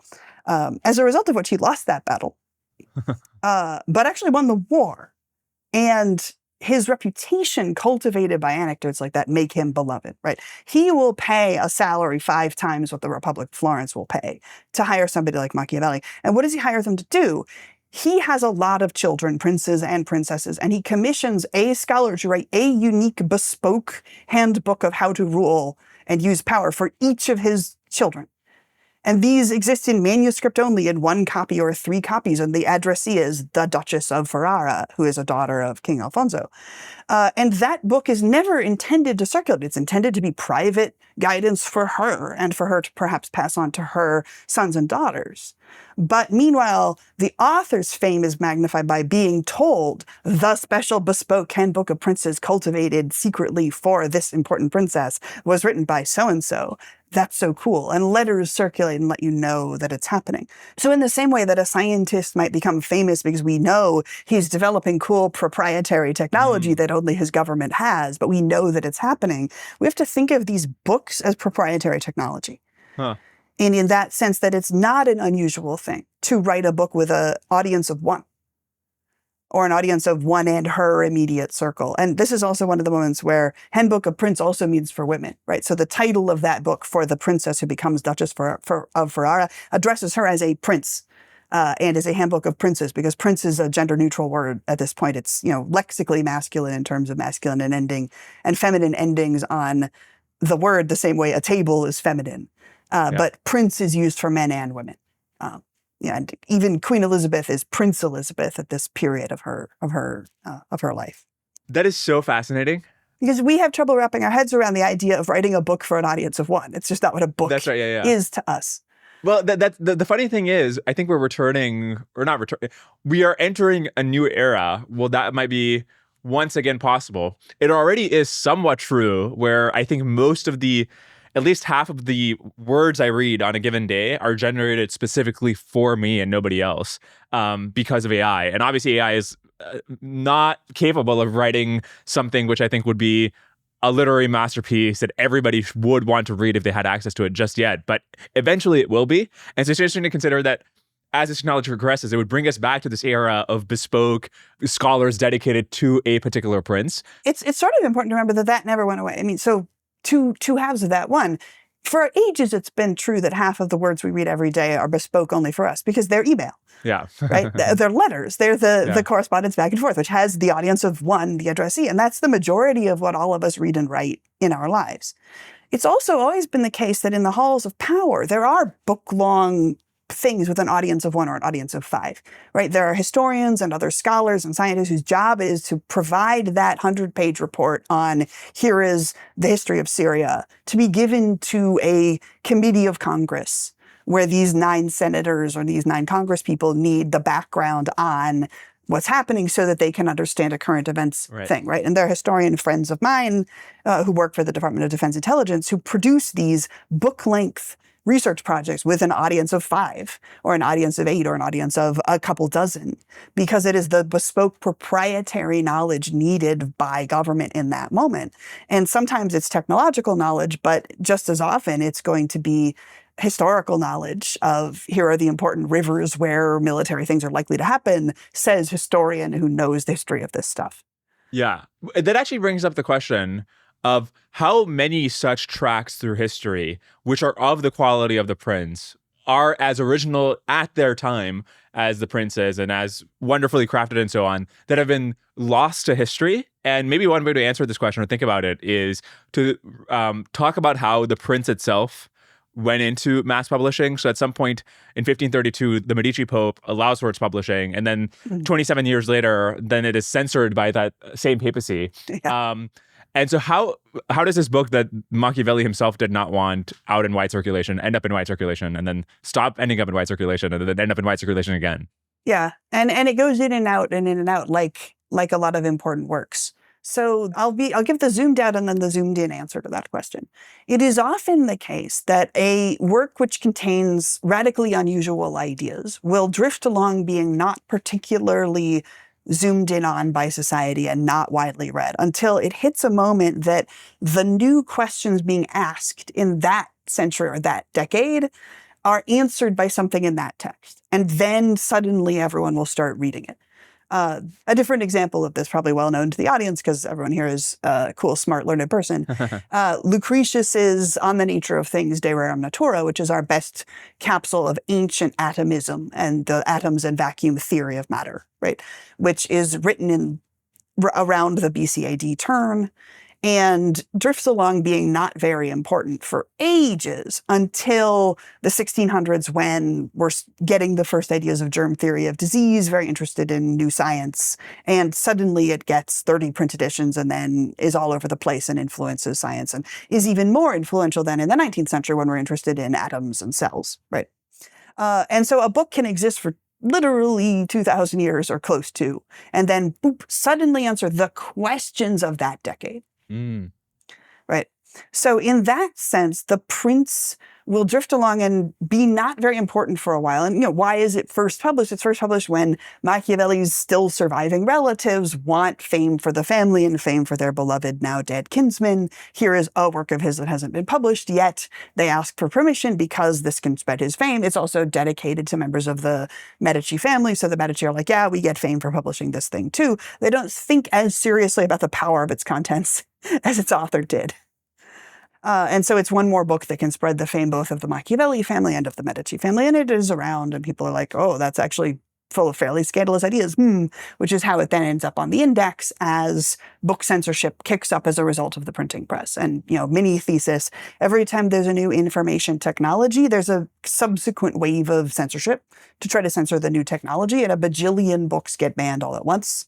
Machiavelli's is not a particularly prominent example among this, right? The index of banned books that contains his work that's put out carefully differentiates between the dangerous books by arch heretics and the slightly dangerous books by meh people. And arch heretics are in all caps. I remember when I was first reading through one of these indexes, I was so excited to flip through and find Machiavelli, and there he was, not in all caps. And I was so angry. I was like, what's wrong with that? He should be in all caps. But all the all caps people are Luther, Calvin, Zwingli, a bajillion Protestant theologians you've never heard of. All caps arch heretic status is reserved for Protestantism in this period. Machiavelli doesn't catch on until later. So he's censored in a wave of censoring everything when there's a big censorious wave, and then it diminishes and goes up and down. The second zoomed in half of that, if we say Lucretius becomes exciting when people want to know about the germ theory of disease, when does Machiavelli become exciting? Machiavelli becomes exciting first in the aftermath of the publication of Hobbes's Leviathan. Because Hobbes's Leviathan hits European thought like a truck full of bricks and has this incredibly persuasive, gorgeous reasoning that lands you on a terrifying vision of what humanity is and a terrifying vision of what God is that people find very scary, but also incredibly persuasive. And it's no exaggeration to say that in the aftermath of publishing Leviathan, there's a 40-year period where the sole goal of Western European philosophy is coming up with a good way to refute Hobbes. And in that moment, they say, okay, Hobbes is using a lot of logics about politics and about history that sound like Machiavelli. He's doing these utilitarian consequentialist analysis of if we do this, there's that result. He's analyzing the origins of government as if there's no divinity setting it up, right? He has this man in a state of nature invents government instead of God from on high tells Adam, here is how you should organize the world. And so they say, okay, Hobbes is the monster. Hobbes is Leviathan the Great, or the Beast of Malmesbury, as newspapers call him during his lifetime. How do we refute the monster? Let's look at the daddy monster that spawned the baby monster. If we can read Machiavelli and find holes in Machiavelli, maybe we can use those to refute Hobbes. And so Machiavelli is suddenly useful not to people who sympathize with him, but to people who see him as an enemy, but want to use him to try to defeat what to them is the greater enemy. So he surges in popularity at that point. And then a different surge happens actually in the 19th century. And it's not until the 19th century that Machiavelli's Prince becomes a major global staple that you would put in a great book series. And in the 19th century, in the aftermath of the Enlightenment and the Enlightenment's revolutions, right? So the American Republic, the French Republic, the transformations and democratic movements that are happening in lots of other governments, people want new ways to think about politics, and they want to think about politics in separation of church and state. And if you want to think about separation of church and state, which is a new Enlightenment era value, what do you need? You need an apparatus for thinking about politics and ethics that doesn't depend on God being part of it. And the vast majority of political treatises available to humanity at that point have some sort of entanglement of religion with politics at their root. But Machiavelli doesn't. Machiavelli is this early foundational, what if we think about government in a box without plugging into religion? What if we just think about government operating by itself and its earthly consequences? Is incredibly useful in the 19th century for developing a statecraft for separation of church and state. It's also useful for then Italian nationalism to celebrate and claim, hey, we invented separation of church and state. Here's Machiavelli, the first modern man. He's our bid at it's Italian culture invented modernity via Machiavelli. At the same time that England is saying Francis Bacon is the first modern man because he invented the scientific method. At the same time that France is saying René Descartes is the first modern man because he invented logical reasoning and modern principles of logical deduction. There's a competition in the 19th century, a nationalist one, of different countries that want to claim their cool thinker is the first modern man. And Machiavelli becomes one of Italy's big bids for first modern man because he came up with separation of church and state, a phrase that Machiavelli would not have recognized if you said it to him, but would have thought about for a long time, decided was cool, and then written letters about. Can I try out a counter thesis just so you can dispel my confusion? Definitely.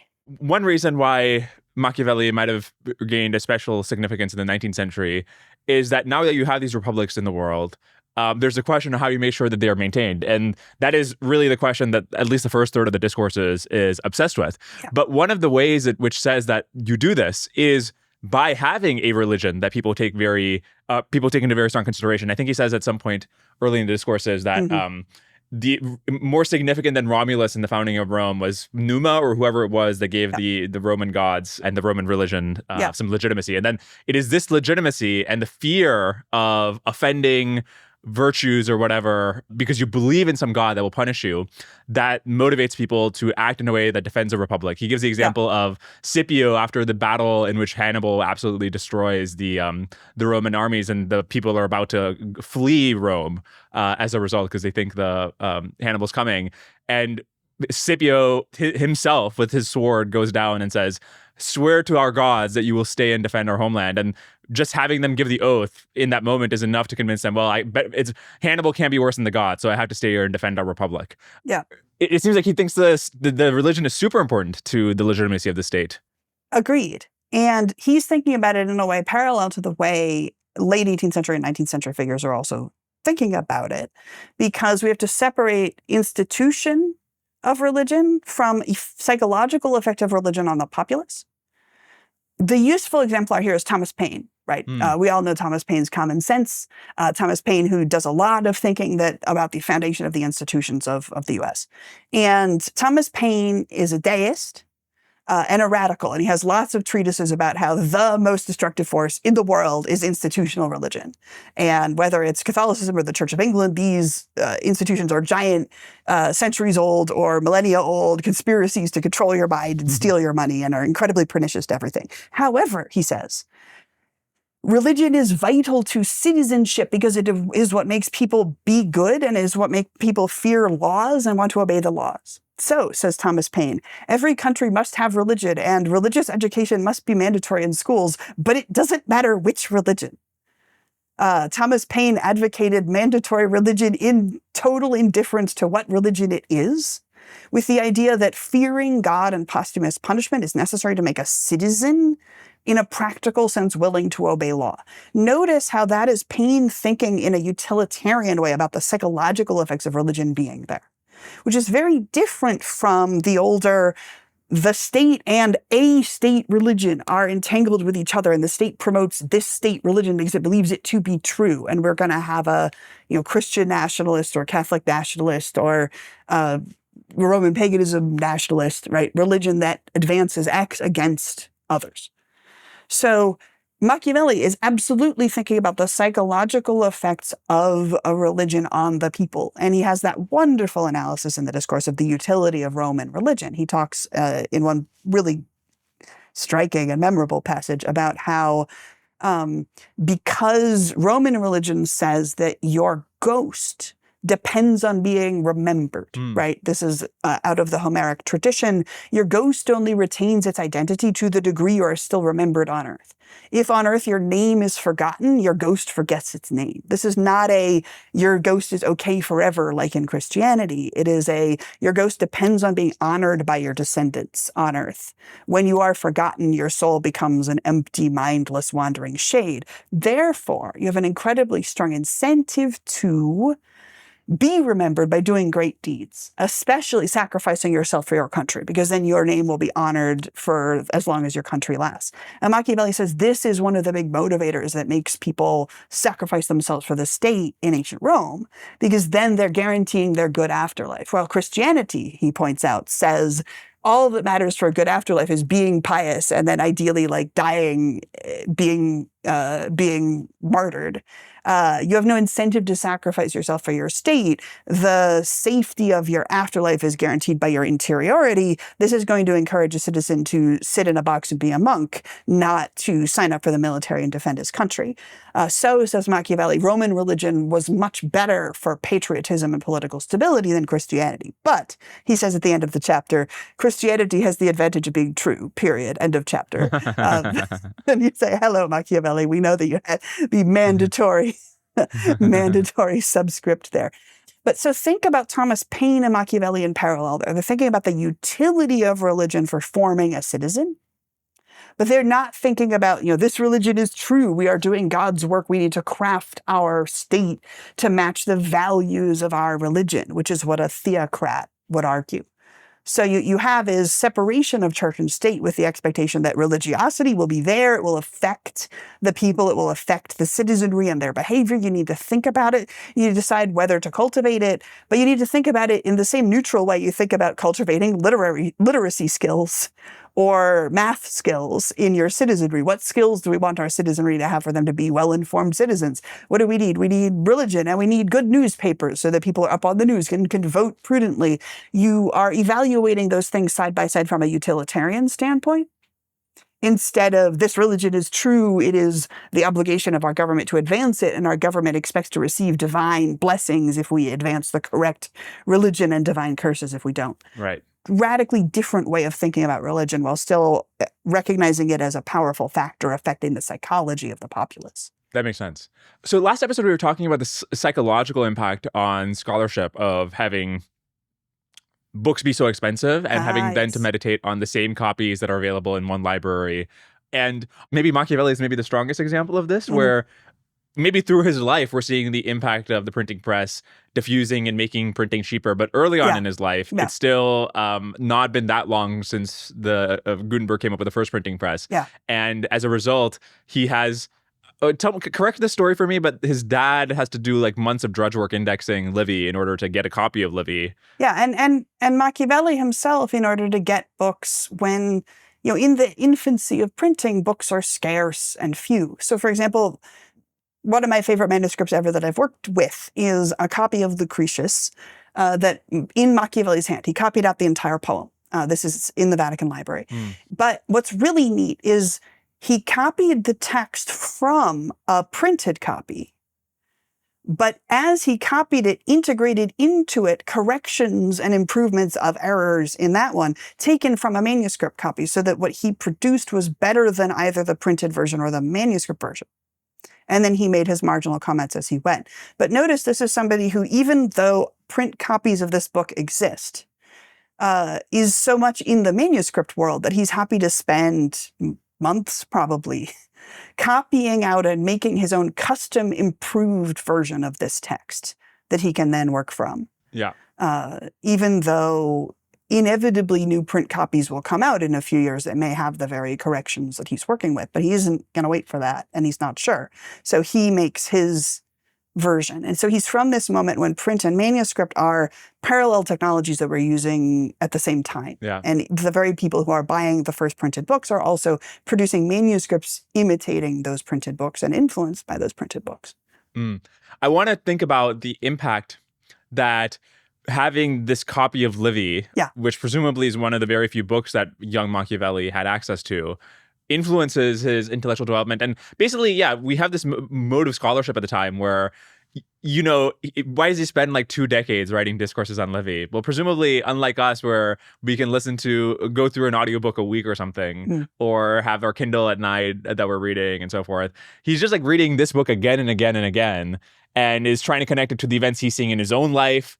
On his like 10th reread. That I feel is very interesting psychologically in understanding how scholarship and intellectual thought must have been different at that time as compared to now. I mean, Machiavelli can easily access other books by visiting friends, by asking to go to the library of his Medici patrons when he's working for the Medici, of his Soderini patrons when he's working for the Soderini. But that's different from having it at home and being able to have it at your bedside and look at it at all hours and have this intimacy with it. And it's your father's copy and it's your copy. Another part of that, though, and this is kind of weird for modern people to understand.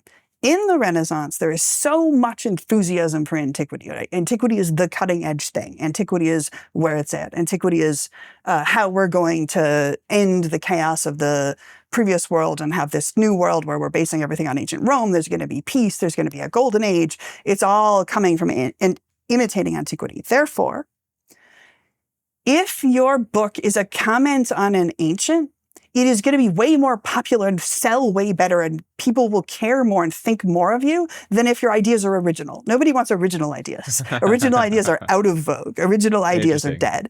All ideas need to be from the ancients.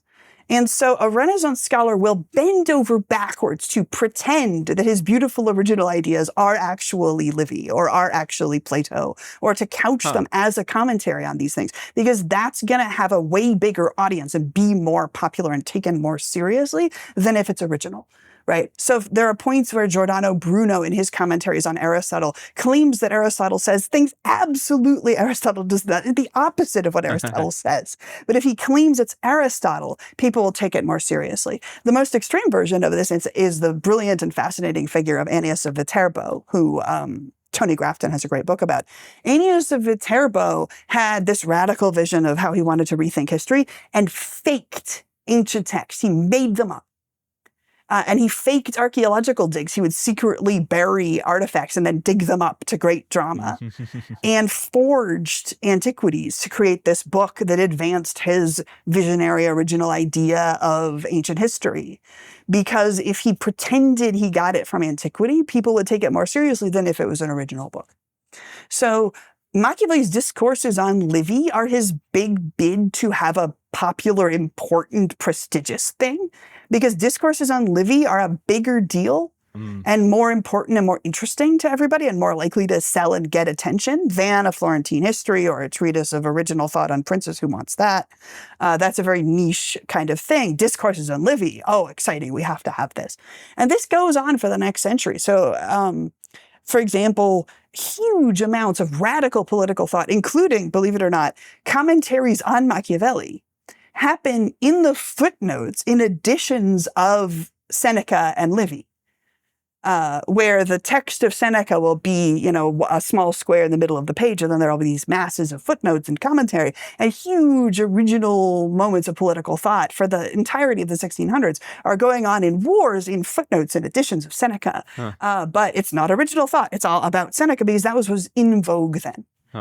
And the vogue of scholarly stuff shifts fast and is very interesting. And this is one of the weird reasons that Renaissance philosophy and Renaissance innovative thought, with the exception of a couple of oddball works like The Prince, gets sort of pushed out of the history of philosophy, especially in the 19th century, because when you get to the 19th century, the vogue is everything has to be original. The philosopher should be born, his ideas should be born like Athena, fully formed from the head of Zeus. The ideal philosopher lives in a cabin by the raging sea, contemplating in the wilderness. And what they want is original treatises. And if you look at a 19th century historian of philosophy, they'll say, in the Renaissance, there was almost no original thought. There was Machiavelli's Prince, and there was maybe a little bit of Giovanni Pico della Mirandola's Oration on the Dignity of Man, parenthesis, we have since proved it's not an oration and it's not about the dignity of man. And these things are like the few lights in the darkness, and everything else in Renaissance philosophy is, here's a quote from a philosophy department person who actually said this to me, the Renaissance is 200 years of people being wrong about Plato. And a lot of people look at it and you read it and you pick up Ficino and he's like, Plato said these things. And you're like, no, Plato totally did not say those things at all. That's absolute gibberish. No, Plato didn't say that. What are you saying, Ficino? And if you think Ficino is what he says he is, a commentary on Plato, then indeed the Renaissance is 200 years of people being wrong about Plato, being wrong about Livy, being wrong about Aristotle.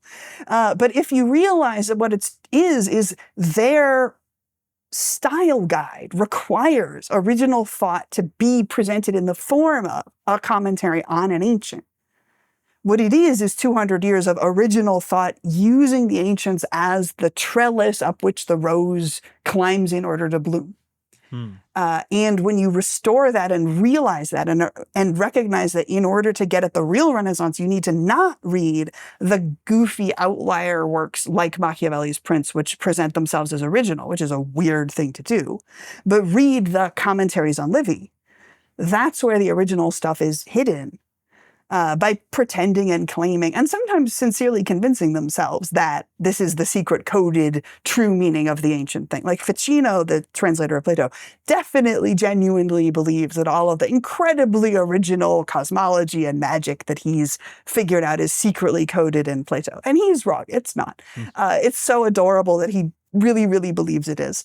But what it is an incredibly original vision of the universe that he got from reading Plato and thinking hard about it and combining it with other things. So he presents it as commentary on Plato, commentary on Diogenes the Areopagite. So that's core to why this is a discourse on Livy, because this is what a scholar is supposed to be doing, is a discourse on Livy. And all the other things Machiavelli does are sort of second tier weird things for a scholar to be doing on the side of discourses on Livy. Okay, so adult Machiavelli is now seeing some of his work start to get mass-produced. What is his reaction to this? At first, excitement, but also horror, because Machiavelli is facing this fascinating moment in the history of being an author when printing has come into being, but there isn't copyright yet. So in the manuscript period, there's no such thing as copyright. And if you find out that someone has made a copy of your book, you say, oh, thank God. There's another copy of my book. That reduces the chances of it being completely destroyed in a fire. Making one copy of a book is 6 months of incredibly difficult labor. You're just grateful every time a text is reproduced. But when it comes to printing, then you have this experience, which Machiavelli is one of the first men ever to have, of finding out that a local printer is printing a work of his without ever having asked him, without ever having talked to him. And he looks at it and it's full of typos and minor errors. And he's panicking in these letters and saying, oh no, everyone's going to think I'm a bad scholar. There are all these little mistakes in the text and they aren't me. They're the compositor having made typos when setting it up, and no one will know that. They'll blame me and it'll destroy my reputation. What do I do? There's nothing I can do because there's no legal process and no legal recourse. Printing has just come into being. And it's neat seeing him and friends writing to each other about, like, what can I do about the fact that this printer has printed my book without asking me? There is no law. There is no apparatus. There is no anything. And his friends are like, well, write letters to everybody who matters and tell them that the typos aren't you. That's all I can suggest, because they don't have the idea of authorial copyright yet. It's going to come in the next couple decades. And the weird thing is how this gets entangled with censorship. And copyright and censorship are born together. in Machiavelli's world counterintuitively from the Inquisition.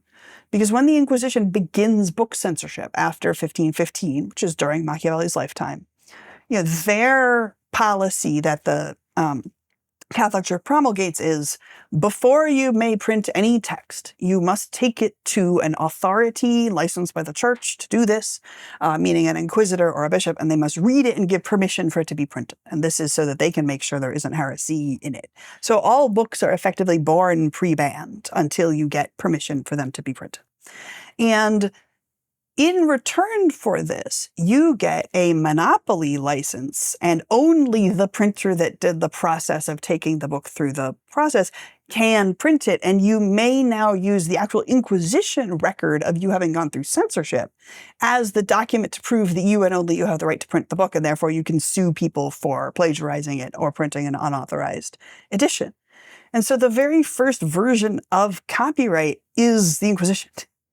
And places outside the Catholic world then, like England, look at this. And there's actually popular demand in England for censorship.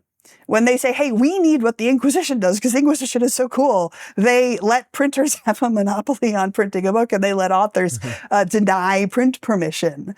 We need something like that. And the very first version of what is not yet copyright passed in England, which is, of course, the ancestor of what applies in all Commonwealth nations and in the US, was originally an imitation of the Inquisition. And it was, okay, you need a license before you can print your thing, and then in return you get monopoly. Later, when there was freedom of the press push, and by later I mean this is happening over the course of the first half of the 1600s, so a bit less, but about a century after Machiavelli's death. So it takes a century for all this to get ironed out. The first version of copyright law is them basically saying, okay, well, we're going to keep the copyright half of censorship while getting rid of the censorship half of censorship, or changing the censorship half of censorship. But it's all born out of the Inquisition having met this weird demand that you feel in Machiavelli, where he's like, they printed my book. They did a bad job. There's nothing I can do. Help. Authorities, give me some way to do something about this. And so that's where you could feel Machiavelli as one of the first generation that needs copyright, that will then be born in the aftermath. Fascinating. And what was the Inquisition's incentive to enforce the author's prerogative on the text? Partly, the Inquisition does it because that encourages authors to come to them. It makes people much more willing to collaborate with their process. But also, think of an individual inquisitor as an individual person who lives in a place and needs to have relationships in that place and needs to have an income, and who is not usually getting enough to live on from the Inquisition itself. If you're working for the Inquisition, you're an officer of the Inquisition, you're probably a Dominican monk, you get some support from the monastery, but you have reason to want money, and you have family, they want money. You're as pragmatic and self-serving as any other average human. So the fact that people want to have this positive relationship with you, they might gift you some bottles of wine in return for you being extra generous in your reading of their text. They also have to negotiate with authorities. One thing, the Inquisition wants us to think of it as very centralized and very monopolar, right? The Inquisition, the Vatican, it controls everything, which is completely untrue and is propagandistic. The Inquisition is overseen by a whole bunch of isolated guys who are in isolated towns, and it takes weeks or months to even communicate with the Vatican. They're making their own decisions. And for the most part, they don't have their own large amount of funding. They don't have their own officers to jail people. They don't have their own jails. They don't have their own authority to arrest directly. They get all of those from the local government. They collaborate with the local government, which means if the local government likes them and is pleased by them and is like, oh, the Inquisition, I can use this to scapegoat my enemies, then the local government will drown the Inquisition in funding and give them all the guards and all the incentives they could want. So when we hear about the infamous Spanish Inquisition, which everyone was expecting me to mention, the Spanish Inquisition is infamous because Ferdinand and Isabella of Spain really want to scapegoat the Jewish and Muslim populations that they're anxious about. So they throw money at their Inquisition and really cultivate and make it big. And that's coming from them. It's not coming from Rome. Meanwhile, if you're in somewhere like Florence, where the Duke, if it's early Medici and ducal Florence, right, when this is happening, is, a Medici, he's in deep with the weird Ficinian Platonic soul projection magic people. He's an intellectual radical descended from intellectual radicals. His court is full of intellectual radicals. And here you are, the Inquisitor, and you're like, Your Grace, can I arrest this guy? And he's like, no, that guy works for me. You can't touch him. And you can only arrest as many people as the Duke will give you funding for, or the local republic will give you funding for. So you need to please the local government if you're the Inquisitor.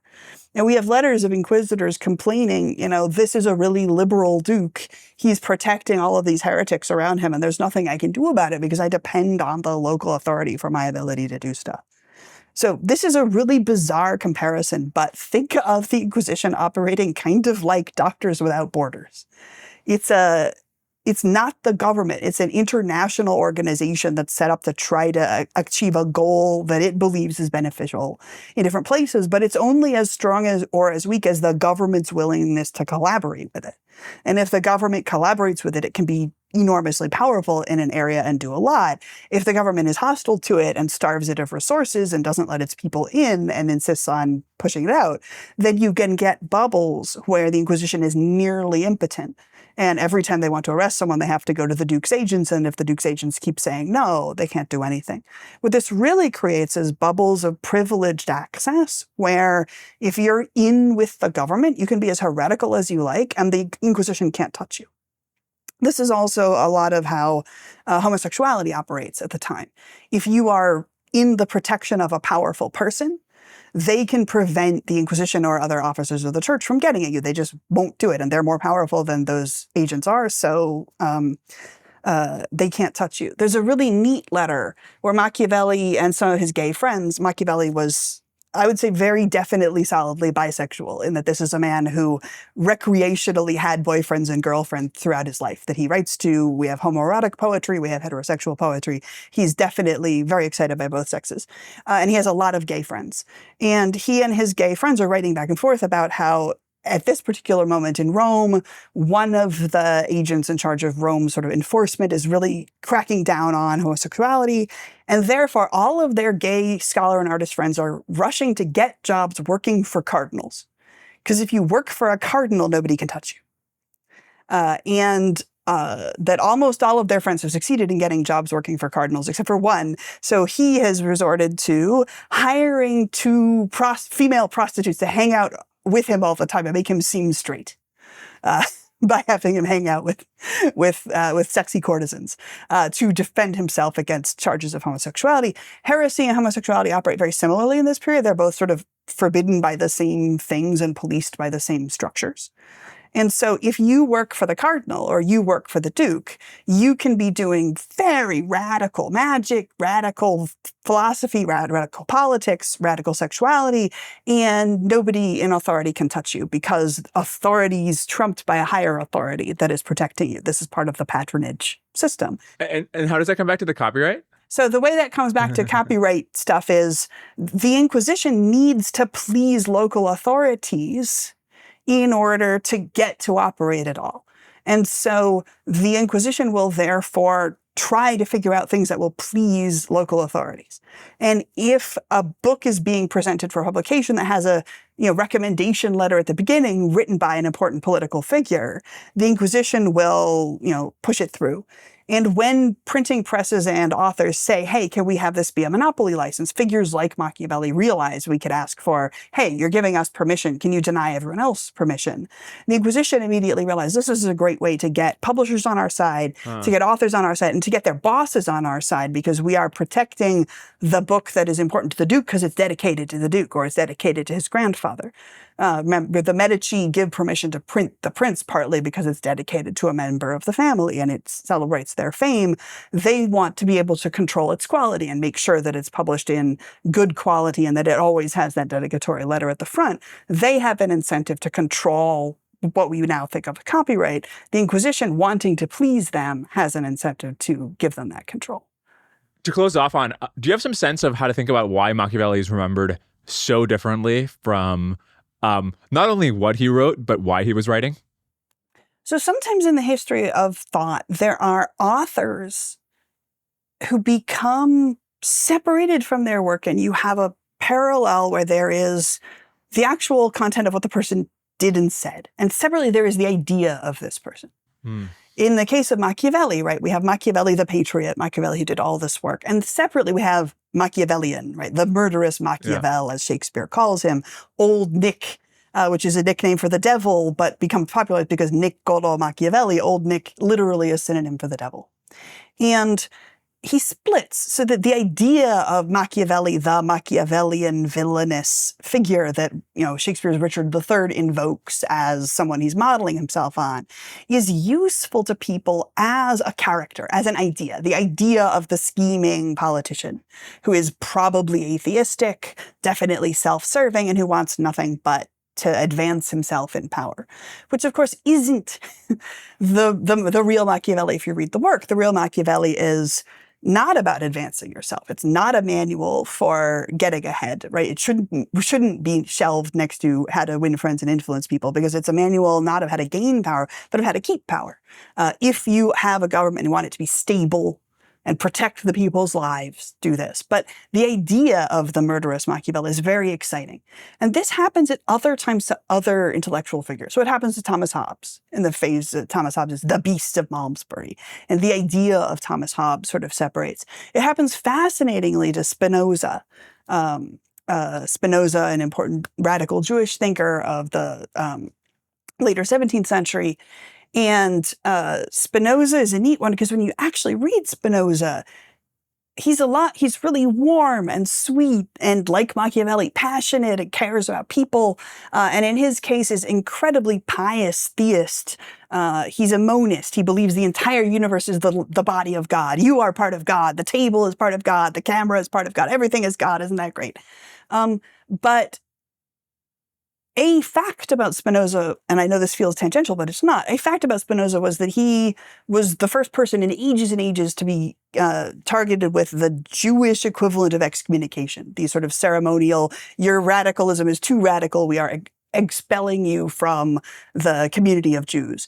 Such a rare ceremony that the Jews of his region actually had to send somebody traveling all around Europe to find a Jew who knew the ceremony because it was so incredibly rarely done.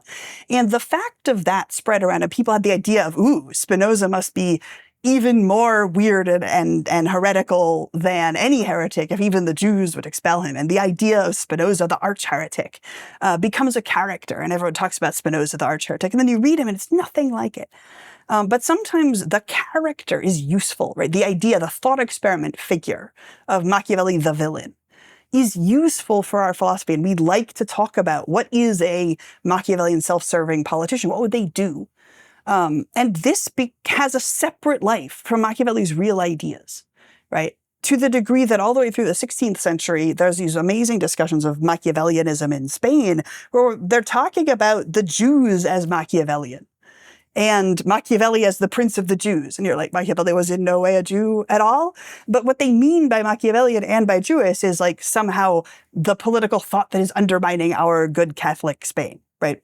And so Jewish and Machiavellian can become synonyms, mad as that is for us, because for them, both of these are labels for the sinister underground of thought. And now we're talking about the sinister underground of thought. The idea of Machiavelli as the villain is itself enchanting and interesting.